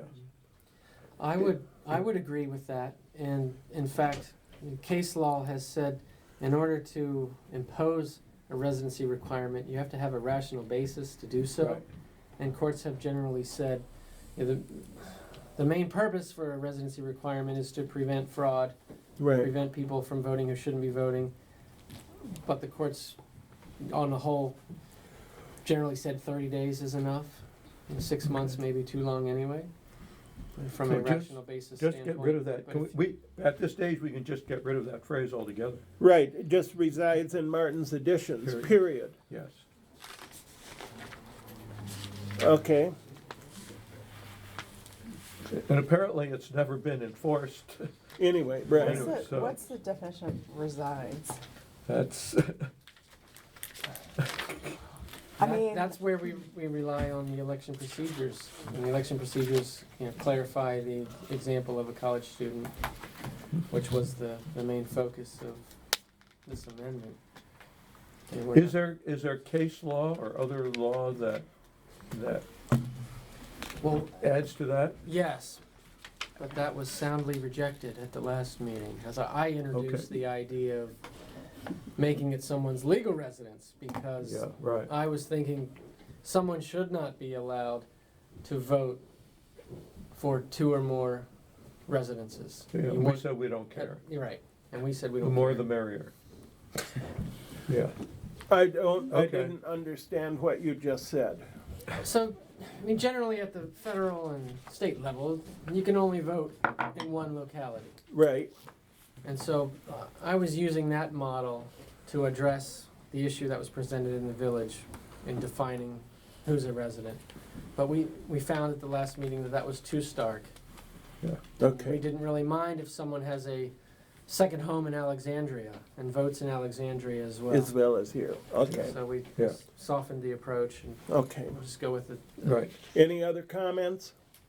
good. Okay, what So do we're we gonna do? strike, so we're gonna put a period after After resides in Martin's Martin's addition, additions, period. Period. That's right. That's the motion we're now going to adopt? Yeah. Did you What- already ask for I resolution? did. Okay, and so, yeah, so then we need a motion to introduce, and it will be Charter Amendment Resolution number, Nat, did we decide on 2018-1? Is that what we were gonna use for the sequencing? Yes. So, yeah, this will be resolution number 28-1. 2018-1. 18-. Okay.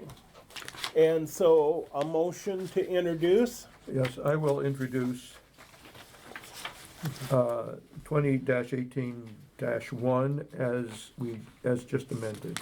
All in favor? Uh, I'm sorry, second. Second. I'll second. All in favor? Aye. Oppose? Okay, moving on. And because our charter requires regulations to sit for 30 days before they're adopted, these are just being introduced tonight, and there'll be an additional opportunity for public comment at the March and April meetings. There would be no final action on these until the April meeting. Okay? Are we now at section 405? Yeah, I'm sorry, I thought I was done. Dreamer. All right, so, yeah, section 405, this amendment addresses the threshold for the council to authorize expenditures without a formal vote. Currently, the threshold is $1,000, and it hasn't been amended since the charter was originally adopted. So the recommendation from the consultant was to adjust it for inflation, and I suggested raising it to 5,000 Right. and adding a phrase, or such greater amount as may be established by the council by ordinance.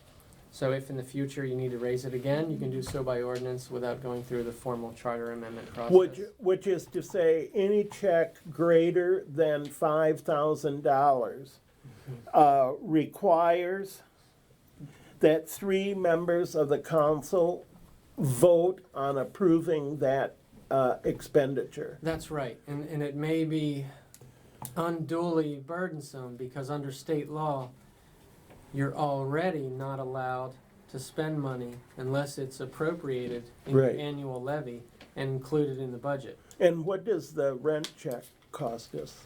No, that's less. 2,000. Oh. Yeah, no, I've signed But I the mean, lights, a party the costs. lights and Yeah.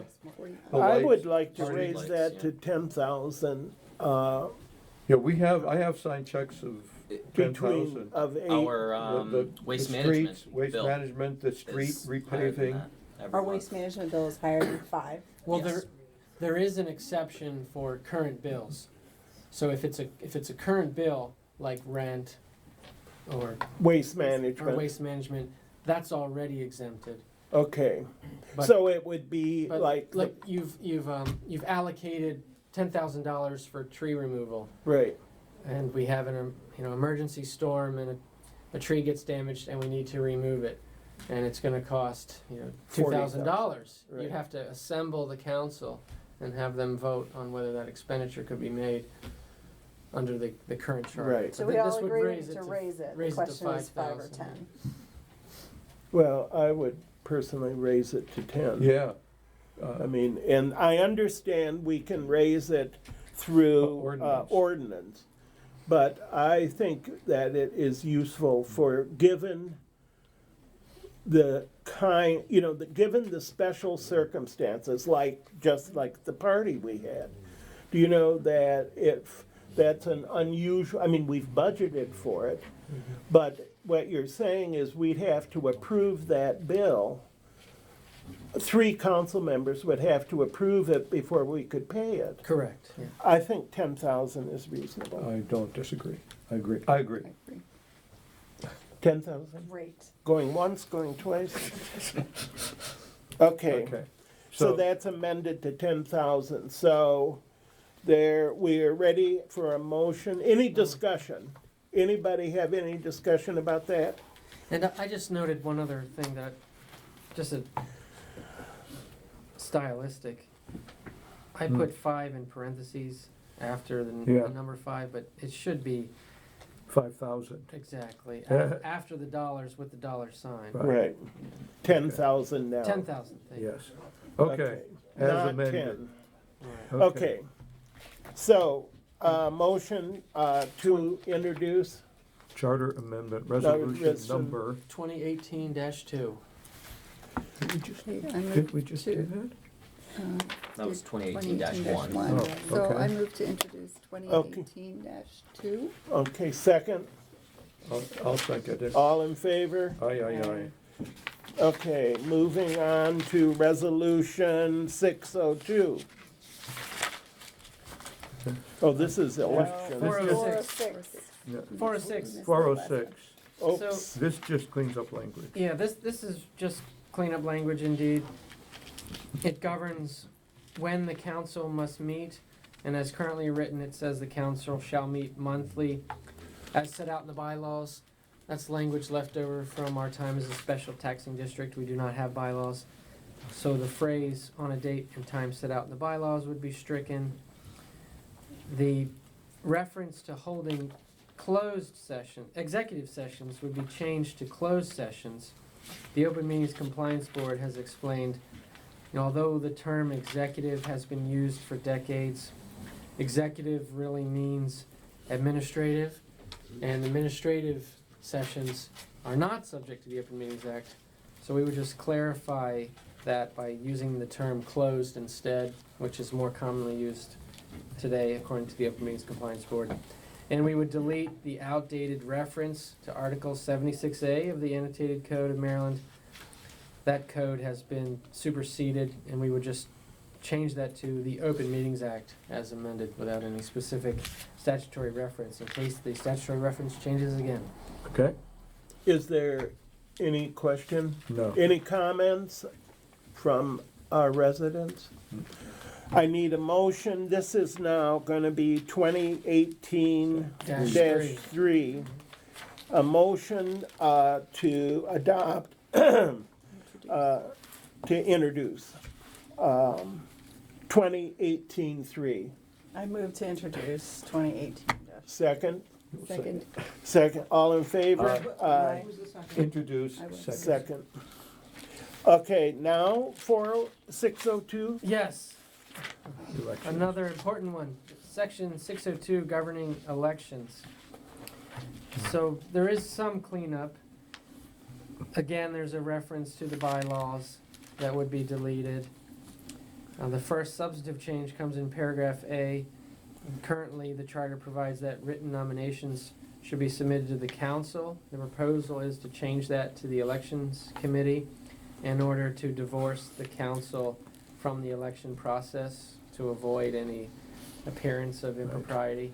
And it's the elections committee that regulates nominations anyway. Secondly, we would add some flexibility in the nomination procedures by deleting the express requirement for a 30-day window before the election and instead allow the deadlines to be set in the election rules and procedures, which you've already reviewed tonight. We would change the reference to Resumes. resumes of the nominees to candidate statements. because I think, Can I just, why don't we mirror the language that's in A above? So it's written notice of the nominations together with any other requirements set forth in the election procedures. What if resumes go out of vogue or candidate statements go out of vogue? yeah, that works. So where's that, Tiffany? Candidate submissions Up instead of here. statements. So nominations, down here, okay, at least. Okay. Together with. Together the with- related Candidate submissions. Okay, okay, without being specific about Right, statements and yeah. so on, right. And as Tiffany said, the edit there would be to delete resumes of nominees, because formal Right. resumes aren't really submitted Right. anymore. And it makes it two clauses, phrases consistent. Okay. Good. That's it, okay. Any other? That's the language? That's Yep. it? Okay, any questions about that language? Any questions about that language? I got one. Ms. Sterling? Okay, thank you. Oh, and I forgot to mention, sorry, Gene, real quick. In response to comments made at the last meeting, the sentence, anonymous nominations shall not be allowed, has been deleted. I promised at the outset I was gonna identify what changes we've made.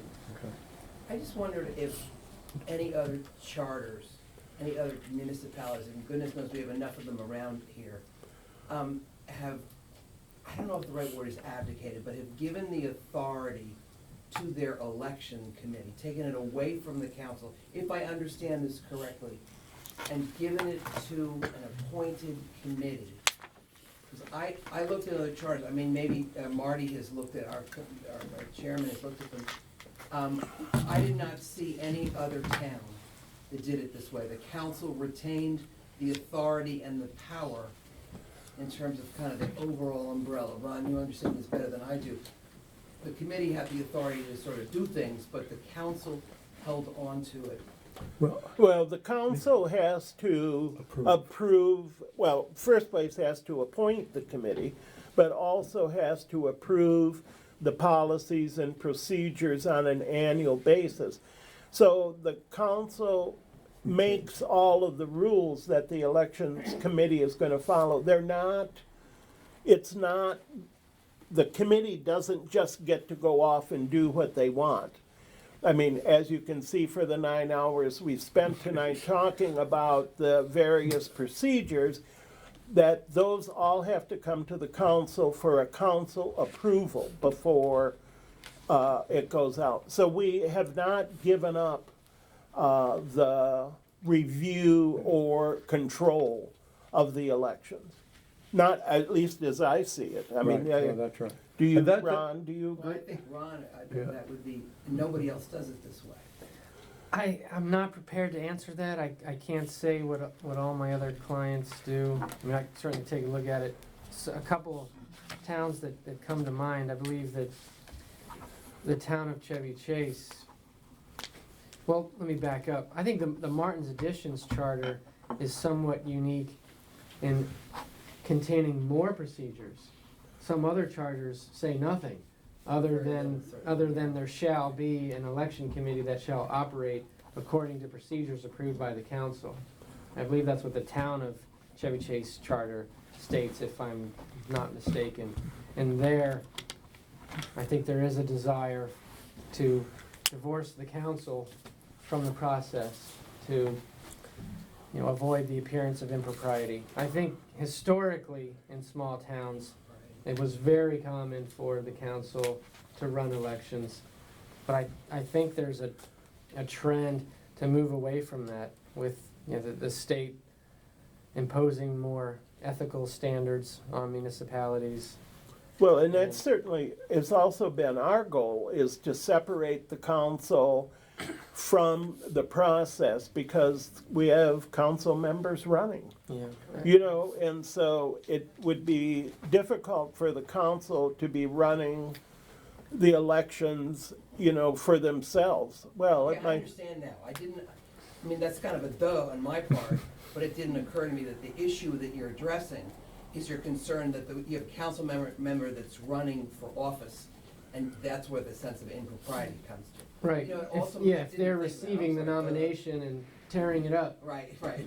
Yeah. It takes me back to a suggestion about an oath of appointment that might be important, that's somewhat like the oath of office that the council takes, that similar oath be taken for committee members, but thank you, I will say no more, now I That's understand. worth And, thinking. and I can think of Those are one good other comments. example.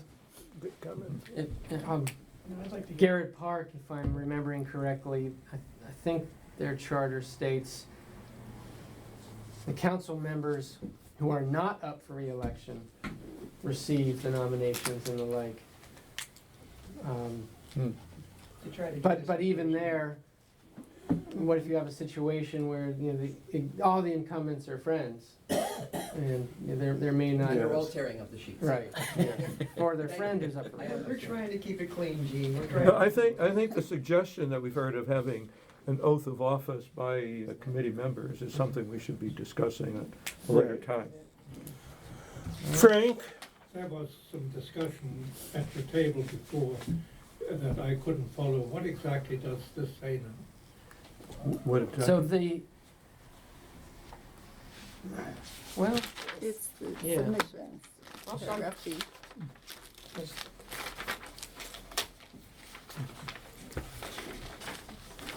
I'll give you my copy, Frank, but if you can give it back. There. I've got some notes on there now. Good. Yeah, here's the first substantive change, I've got it. change council to committee, and then delete the 30-day deadline and allow deadlines to be set in the rules and procedures to give more flexibility, and change resumes to candidates, related candidate submissions. I'll get it right back to you. All right. You've got an extra copy of that. Okay, well, I think we have one more. Okay. Well, we have to finish this one first, right? Oh, right. Okay, Introduce it. 2018-4. So I move we introduce Okay. 2018. And I will second introduction of 20-18-4 on With the- Yeah, election just procedures. 2018-4. okay. Second? Okay. She Okay, introduced. she he introduced, Oh, I you seconded it. seconded, and all in Okay, favor? Aye. Okay. Opposed? Okay, moving on to, boy. we're- Section 902, this governs Bonds. surety bonds Uh-huh. and regulates what officials need to have fidelity bonds to protect the village against theft. And as currently written, the charter provides that the chairman, treasurer, and other officers or employees designated shall give bond. And in the past, the issue has come up, who are the other officers and employees that are designated? And historically, there hasn't been an express resolution to designate those people. And I think Matt researched the cost of the bonds, and they're so minimal, it just makes sense to have all council members bonded, because all council members have the potential of accessing the checkbook. Do we also bond, but we do bond And the manager. Dan? Oh, We do not, I don't know, so. Oh, No. he has a, He we doesn't have a sign. statement because of, he assumes his own liability, as I recall. But also we would bond Matt and Tina, is that right? not Tina, but we could. We had this discussion last week about all employees versus Mhm. not. What would we Yeah, end so, up so with? the way it's currently proposed, it would say all council members and the village manager and other employees designated by the council. So you would have the ability in the future to Yeah, but, Tina. but I think it works best like this, because you're definitely always gonna have one employee, and you're always gonna wanna bond that employee. Okay. But you don't know in the future if you're gonna have 3 or 5 Okay. employees. Any questions? This is going to be 2018-5. 2018-5. Is there a motion to introduce? I think Okay. it's your turn. No, she just did it. Oh, your turn. Your turn. I will introduce And then it's your turn to I'll second. second. resolution number 20-18-5. 2018-5. All in favor, say aye. Aye. Aye, oppose.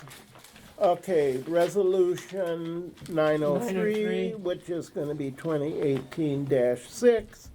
It deals with, Again, we're deleting a reference to the bylaws.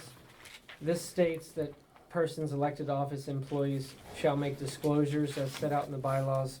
Instead, we would delete the reference to the bylaws and state, submit a conflicts of interest disclosure in a form recommended by the Ethics Commission and approved by the council, which is already current practice. right, okay, And so Okay. that's the change. That's it. That's And it. that's 2018-6. That's right. And is there a motion to introduce? I move that we introduce 2018-6. I second. All in favor? Aye. Okay, 2018-2018. 906. Yeah, Dash 7. yeah. Yes. So section 906, we would just be deleting an outdated reference to the Maryland Code, which no longer exists. It's just a simple cleanup, deleting Article 23 of the annotated code, and instead make it say Maryland law, so we don't have a specific. Any questions on that? Okay, I think we're back. Whose turn? I think it's Susan's turn To to introduce. Okay, Is it round I robin? move to introduce resolution 2018-7. I will second that. All in favor? Aye.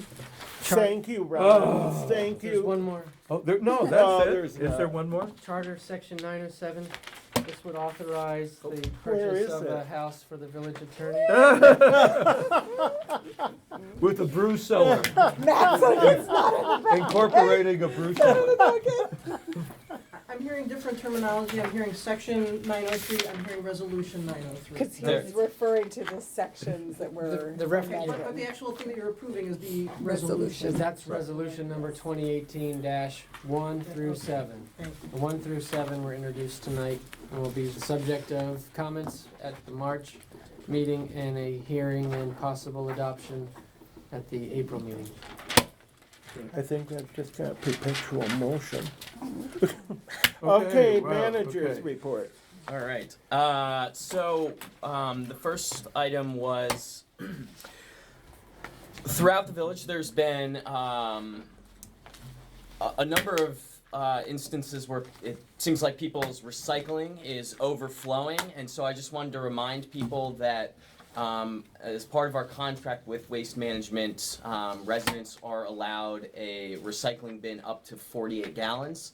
So if you need to upgrade, let our office know. We'll order one and get you an upgraded recycling. And there's also a 36 gallon if you don't need to upgrade to the really high. But we already have 36-gallon ones. With the standard. Is that the small, do you know, well, okay, go ahead. I mean, people have different. Some people have handheld ones. Right. Some people have the toters. Right. So does it make sense if this is an issue that Waste Management is encountering with specific residents? Can they give you a, hey, it's 3414 Bradley Lane. right. Can you call them to see if they want another one? I mean, just Yeah. for residents, if we know it's a problem, Right, we might as and well it's try and address it. consistent, Right. okay. And also. For the record, it's not 3414 Bradley. Right. I honestly think the big thing is just Amazon, and Yeah. so many more people get boxes. So there's just boxes. So the second part of that is just a reminder for folks to try to break down your boxes. It just allows them to move a lot quicker and takes up less of the machine, so they don't run into an instance where they have to go unload and then come back. And don't take their recyclables out in plastic bags and leave the plastic Yes. bags. So then the other two things were there were a couple of notes that we heard regarding non-recyclable items being placed in recycling. So the first is plastic bags are not recyclable. So when you have recyclables, you don't need to put them in a plastic bag. We have single stream recycling, so just put it all in there without the plastic bag.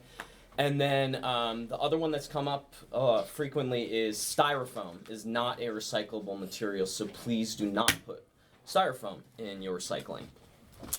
Or recycling that still has food or food particles in it Yes. also then makes the whole load be dumped as garbage rather than recycling. Yeah, they have a system where they use some algorithm to measure, and if a certain percentage is non-recyclable, they unfortunately have to throw away the entire load.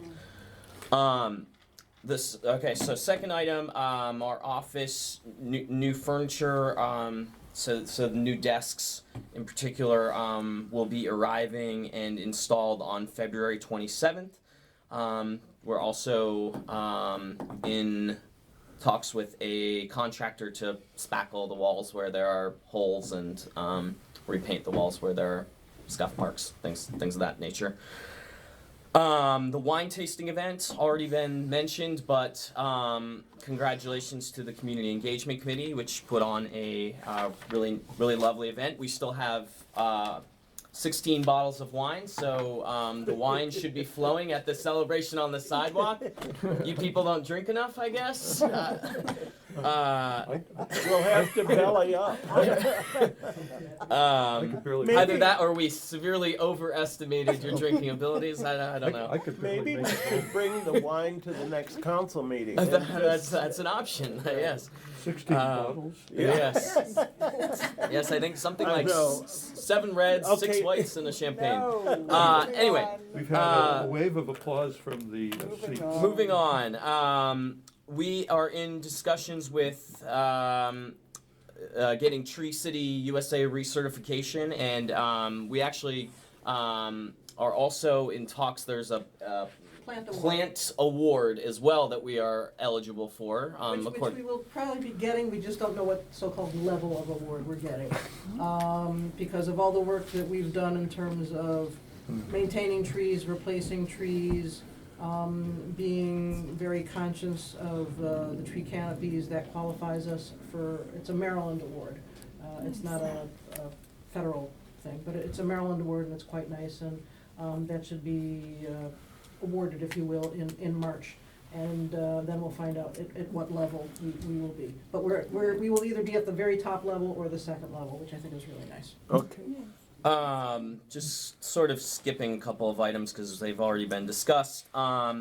Still looking into this bills.com. Have I sent around a tutorial to you all okay, so I will do that tomorrow for you to take a look at, but there's an annual fee associated with it. It essentially allows us to synchronize the system with QuickBooks to automatically send out our bills. So just really streamlines the entire process. The town of Chevy Chase currently uses it, highly recommends it. I've spoken with our auditors at LSWG. They have multiple clients, including municipalities, that also use it. They said that their clients have spoken highly of it, and it presents a package for them that's really easily consumable as well.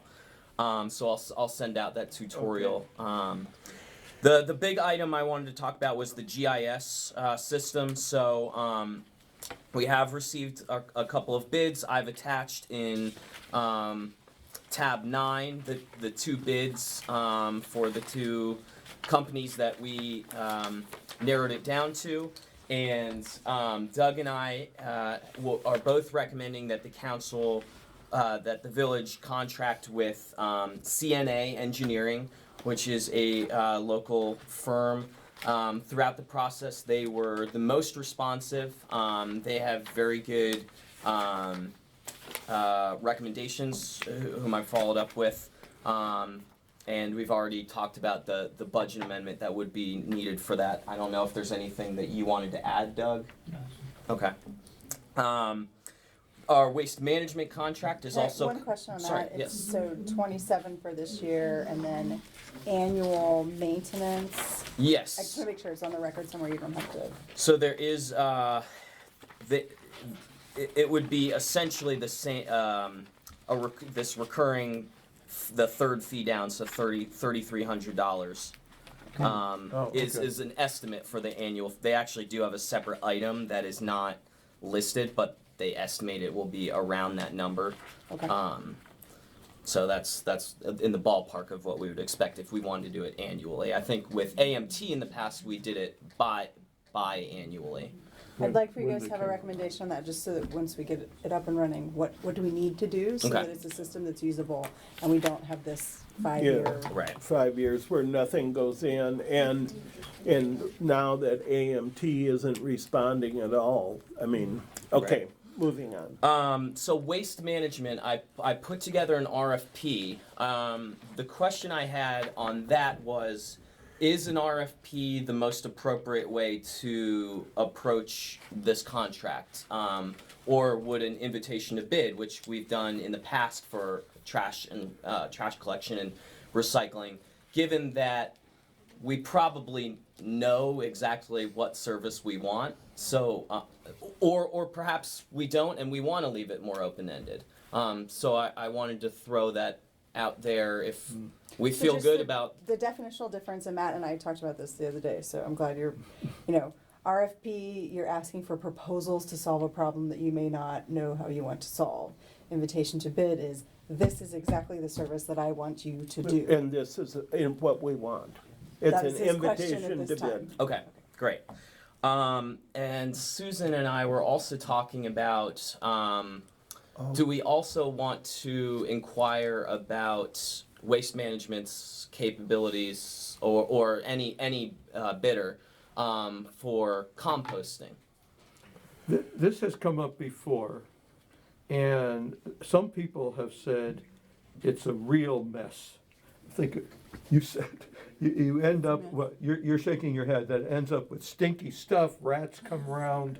No, this and- is you, that, as I understand it, that this is something that you get a receptacle from a company. Right. You pay monthly for them to come, take the receptacle, and then you fill it again. Right. Now, I don't know if does it sit outside? Well, wherever you want to put it, on your sink, outside. Yeah, I mean, wherever. we have to look. Monthly seems really long to me to be keeping garbage in the house, to be frank And about it it. may be unworkable. Right. As a community, it may just be something we want to pool a lot of neighbors. There might not be sufficient interest, it may be unworkable, it may be a mess. But let's check it out. Okay, Good luck. so Do you want, But in order to Susan, do you- not delay the invitation to bid, and I don't know Right. if there's, like, do Yeah, we just so wanna just do move that, forward on yeah. that and is then that look something we into- can give you to do, Susan? Sure. Okay. Check into it with Could I you. ask, Paul, you're shaking your head, No, but do you have, I'm a client of Compost Cab, and they're wonderful to work with as a single residence. I'm not sure that I know of any company that really does it on the scale that you're thinking of. The other person to ask would be Lauren Beal, who's. okay, oh, and how frequently do you put your stuff out? Once a week.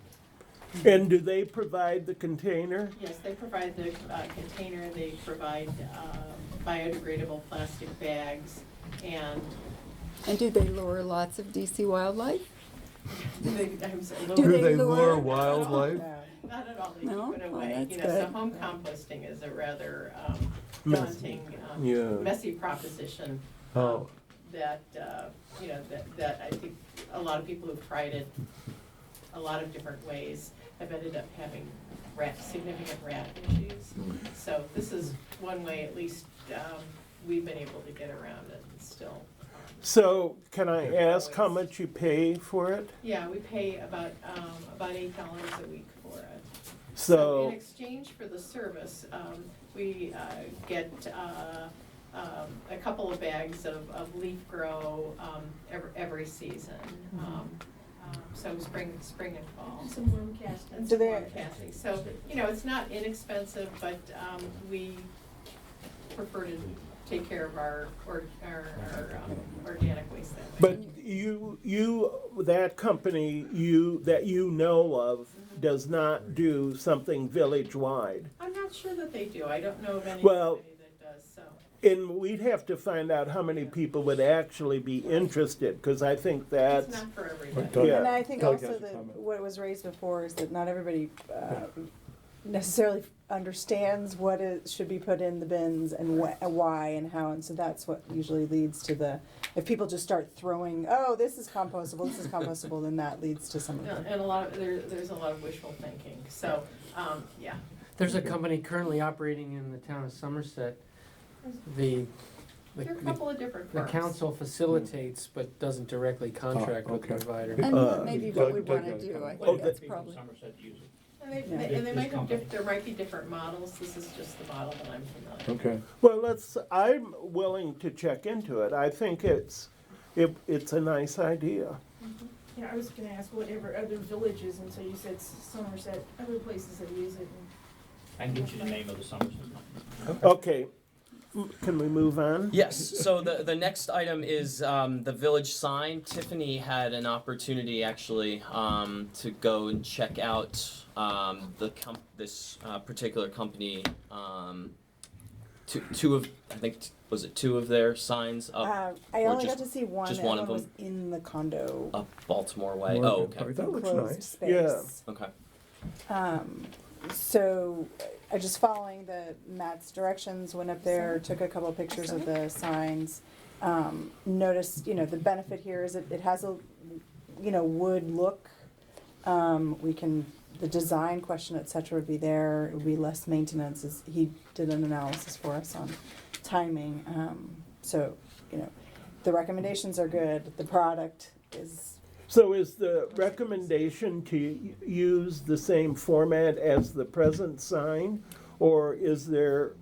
That is the question to the council. Sure. I guess the next step I was thinking would be to go ahead with this company, which their references checked out, their product Right. seemed good at seeing it in person, and so the next step would be to then work with them for a design and the question. Or designs. Right, right. They Yeah.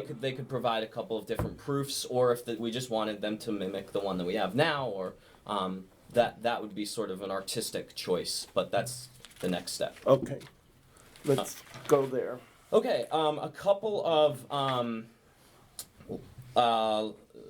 larger in the Chevy Chase area things going on. So the first is that the Village of Martin's Additions has joined with a number of other communities and municipalities, including the town, the village, Section 3, Section 5, East Bethesda, Edgemoor, Hillmead, et cetera, to co-sponsor a nonpartisan candidate forum for the Montgomery County Council District 1 seat. So the sponsorship comes at no cost to the village. There's no call for volunteers. But the benefit to co-sponsoring it is that village residents are invited to now submit questions at the forum, which will then be considered, and they'll ask a set amount of them. And is the date? I didn't see the date. So yes, the event is on Wednesday, March 14th Okay. at 7 p.m. At the National 4-H Conference Center Auditorium. So I think when I originally wrote this, 8 of the 9 candidates had RSVP'd. I think since then all 9 candidates have got back to it. So so all the candidates will be there, and all residents are encouraged to attend. The second item is I received a suggestion from a resident that the village consider appointing a resident to the Purple Line Advisory Committee, as there might be road closures and other issues that may affect Martin's Additions residents. The other municipalities around here have different ways of approaching it. The town of Chevy Chase, I know, has a volunteer, but the village of Chevy Chase basically said, we don't want anything to do with the Purple Line. We're just staying away from it. No. So I thought I would raise that for you to consider, and if it's something that we wanted to get involved with, I don't know if a council member would It's an get. advisory committee to the state. Who's it to? Is it like actually a thing and a formally created thing, or did somebody make up a committee or an advisory committee? It's an official. So each area there's a bunch of different like sections that the Purple Line goes through, and each one has a committee that is working with them deal with those sorts of issues. Well, I think we might want to ask if there's a volunteer and then just get a report to the council. That would be helpful. Yeah. Okay. And I think you can send out something on constant contact unless there's a council member that would like to do it. Okay, yeah, I think we've got quite enough on our Yeah, plate. I know they had a meeting on the 31st. Okay. And Of also January. Oh, in January, yes. Okay. And also on January 31st, WSSC held a meeting that was largely uninformative. They have still not selected a contractor, so no specific start time was available. Oh, geez. They expect work to begin in the spring. They say that it will last 100 days in its entirety, though I don't know how they could know that without a contractor. So the more things change, the more they stay the same. And WSC puts in their specs, they give them a start date and a complete date, so it's. okay, so the 100 days that they should be held to that. Okay. But I'm sorry, they've started this process last summer, did they not? Years ago. Yes. Yes. Saying that they were gonna be in here by fall. Yep. Okay, So there are other levers that we could be asking to assist us in. right. What about if we went back to, Jeremy, is that who, Raisin? Raskin. Jamie Raskin. Jamie Raskin, and said, can somebody sit on them? Yeah. No. You know? Who said, yeah, no? Is that the answer? One of the things that I started to work with is some residents on Quincy Street are drafting a letter to basically ask WSSC to pick up the pace, and then once they do finally do it, please start there because that road is in dire straits. Agreed. The other thing I wanted to mention is we've sent out the streets in Martin's Additions that will have WSSC there, but they're also doing a section of Brookville Road here and also a section of Cummings Lane outside of Martin's Additions. So those are, although that's not within our jurisdiction, they will probably affect traffic and day-to-day life of residents in Martin's Additions. I pretty much talked about the sign inventory. I spoke with Joe Cutro last week, so he said he hopes to start next week. So, but he said hopefully by the end of February he would start. Would be finished by late March at the latest. And then the other thing is I asked him to get traffic counters for the week of February 26th to look at traffic on Quincy Street, as we've had a couple of residents also contact the office about an increase in cut-through traffic. So that's pretty much it. Okay, and would you just mention at least that these car break-ins that were yes, I'm sorry. It's Yes,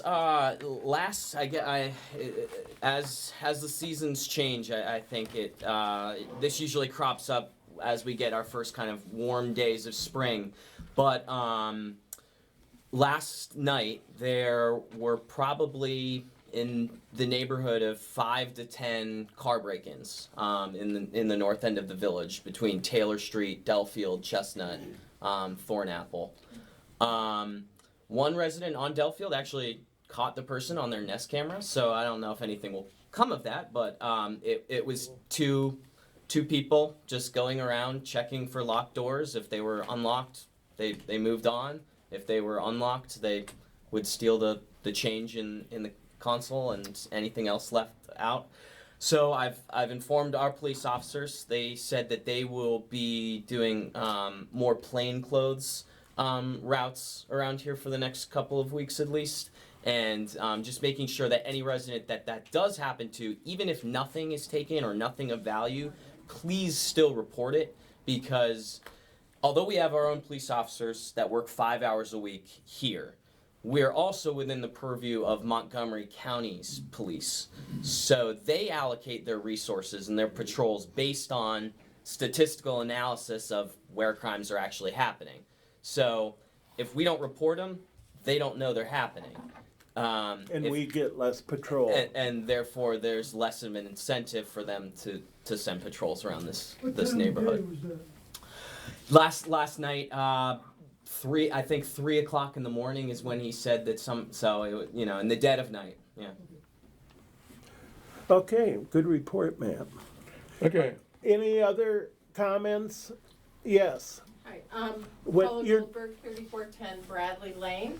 I'd like to, as a tree supervisor, and as we march forward with our application for Tree City designation, I'd like to recommend April 29th as for an Arbor Day celebration in the village, probably limited to a couple of hours. This is a Sunday afternoon, and would be a family-oriented event to be determined. And I'll be contacting the Community Engagement Committee about Good. it. Maybe we can We use use the up wine. those wine. As long as there's no heavy equipment involved. Bill? Bill Catherwood, 35 Central and Shepherd Street. Matt, I'd like to ask about the GIS. And I understand that you're getting proposals to update the survey and things like that. Mm-hmm. Have you been maintaining the maintenance contract on the ArcGIS software? That's an annual fee.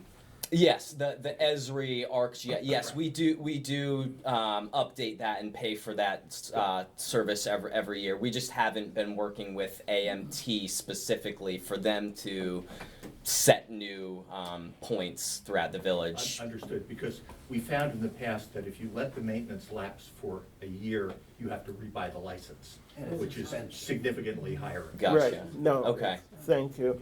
Yeah, Thank you. it just should be known that AMT has not been responsive to a lot of things that we've wanted updated. And what really precipitated it was also they were not honoring the contract and the fees that were agreed to in the contract. So. Yeah. Yes, Bill. One more thing, separate topic. You were mentioning that some issues have been raised about cut-through traffic on Quincy Street. Anecdotally, we have noticed a very large increase over the past year in cut-through traffic on Shepherd Street. Both in the mornings coming over to Brookville Road and in the evenings coming down Shepherd Street off Brookville Road. We have historical data from past years on traffic on Shepherd Street because we've done multiple traffic counts. And I would like and Cummings Lane also. Right. If WSSC is going to be doing work on Cummings Lane, I worry that that's going to push more of the cut-through traffic onto Shepherd Street. So I'd like to request that traffic counts be updated on Shepherd Street so that we can see historically, is it our perception that it's just getting worse, or is it actually getting worse? And if it is, then what can we do? Bill, is there any blockages or road closures elsewhere that is leading it there? There has not been. It's a combination of development that's going on in Rolling Wood, where we have the large trucks coming in and out, and it's just tons of commuter traffic, none of which is stopping on Shepherd Street, so it's A good. lot of the crowdsourcing apps are adding to, The Waze and the Google Maps and stuff. I think that just sends. So if we could do an updated traffic count so that we had contemporary data, that would be very useful. Great. Thank you. That should definitely be doable. I think we have to rent the counters for a week at a time anyway, so I think that. Keith, you had a comment. Because the reason for that is because Oregon Avenue is closed. And a lot of that traffic, and that's gonna be till the end of this year, and that's the reason for that overflow. People are cutting across from Western Avenue to Brookville to Broad Branch Road. A lot of that traffic is going over to St. John's and Military Road. Okay. Any other comments? Frank? I don't know whether Ron was the person, through you, Mr. Chairman, where does this election thing stand on now, what we talked about? It was passed an emergency measure, and that goes into effect immediately for this cycle. Right, but we need to wait now 30 days before it can be formally accepted. So we will have another opportunity for public comment at the March meeting, but 30 days won't have elapsed by then, and so there'll be yet another public comment period in April before it's formally introduced, or formally adopted. Yeah, just a very small appointment, Chairman, from the 15th of February to the 15th of March is not 30 days. Well, that's what I said. That's the reason we cannot adopt it in March. It's why we will hold another hearing, but it will then move to the April meeting when we've got the 30 days. But what is going to be enforced this time around? Right, The the emergency. emergency ordinance is, the emergency resolution, sorry, Mr. Chairman, is good for fine. 60 days. Yeah, but I mean, for example, asking the question about multiple applications for multiple ballots, is that, what's that going to do in this election? What's going to? As written. Yeah, it's as the procedures that have been adopted, or yes, on an emergency basis. As written. As written, with the amendments we made before we adopted it on the emergency basis. Will it be possible to get a? Yes. copy of what's been Well, adopted you will, this year? yeah, you will, in the next meeting, have an update of all of that one. The rest of them have already been adopted, but the charter amendments have to wait 50 days before they can be adopted. So there's going to be another hearing, public comment period in the April meeting for the charter amendments. And you will receive all of that material ahead of the March meeting. And am I right, what got adopted just now was what was introduced without any change? No, we made the several changes. changes, including a couple of yours. Okay, Yes, that's what I was after, thank you. Yeah, okay. And you can have a copy of that. It'll be about a week or so before we make those edits, and I get it to Matt, and Matt gets it to Richard for signature. And then it will be part of the minutes. It can go as So, part of the draft minutes, right? part of the I'll go draft in draft minutes. minutes, I'll post online, I'll print off a copy for you as well, Frank. Lynn I know. Any other, Lynn? Lynn Welly, 209 Oxford Street, picking up where Matt was talking about, where WSSC is gonna be messing around. One little red line on their mapping is beyond Mark's addition at the dead end part of Quincy Street. And it's actually in the backyards of people whose properties front on Western Avenue. And I would hope that if they think they can gain convenient access for themselves from, and knocking down that fence that's at the dead end part of Quincy Street, that they be told, that they should gain their access from the property owners on Western. I think that's a good point. So we need to antenna up on that. Okay. The second item, going back to, that gives you a lot of pain for me, is people are still cutting around the corner on the northwest, or the southwest corner of Quincy and Oxford. Further evidence of that is now displayed at the south east corner of that intersection, where the concrete platform that overlays the top of a stone. Right. That platform has been pushed back toward the sidewalk about 6 inches. Wow. Some of the metal support columns are visible when looking straight down because it's been pushed back so far. So is that a WSSC? No. Who was it? Montgomery County, I'll call them. Okay. Doug will follow up on that. I think that ties into my request that curb alignment be redone, as I previously requested, and I think I don't know where it happened, but I would like that to not be a dead issue, and so that it could be pursued. I would like to put the ballards in that whole corner so that they rip their trucks apart, and they quit cutting the corner, but I'm told that that's too radical. It'll look like a tank trap. Right, well, yes. The rock is now the mounting position for the plaque. That was, okay, any other comments? I just, a motion to adjourn? Oh, I will Second. move to adjourn. Second. Uh, Aye.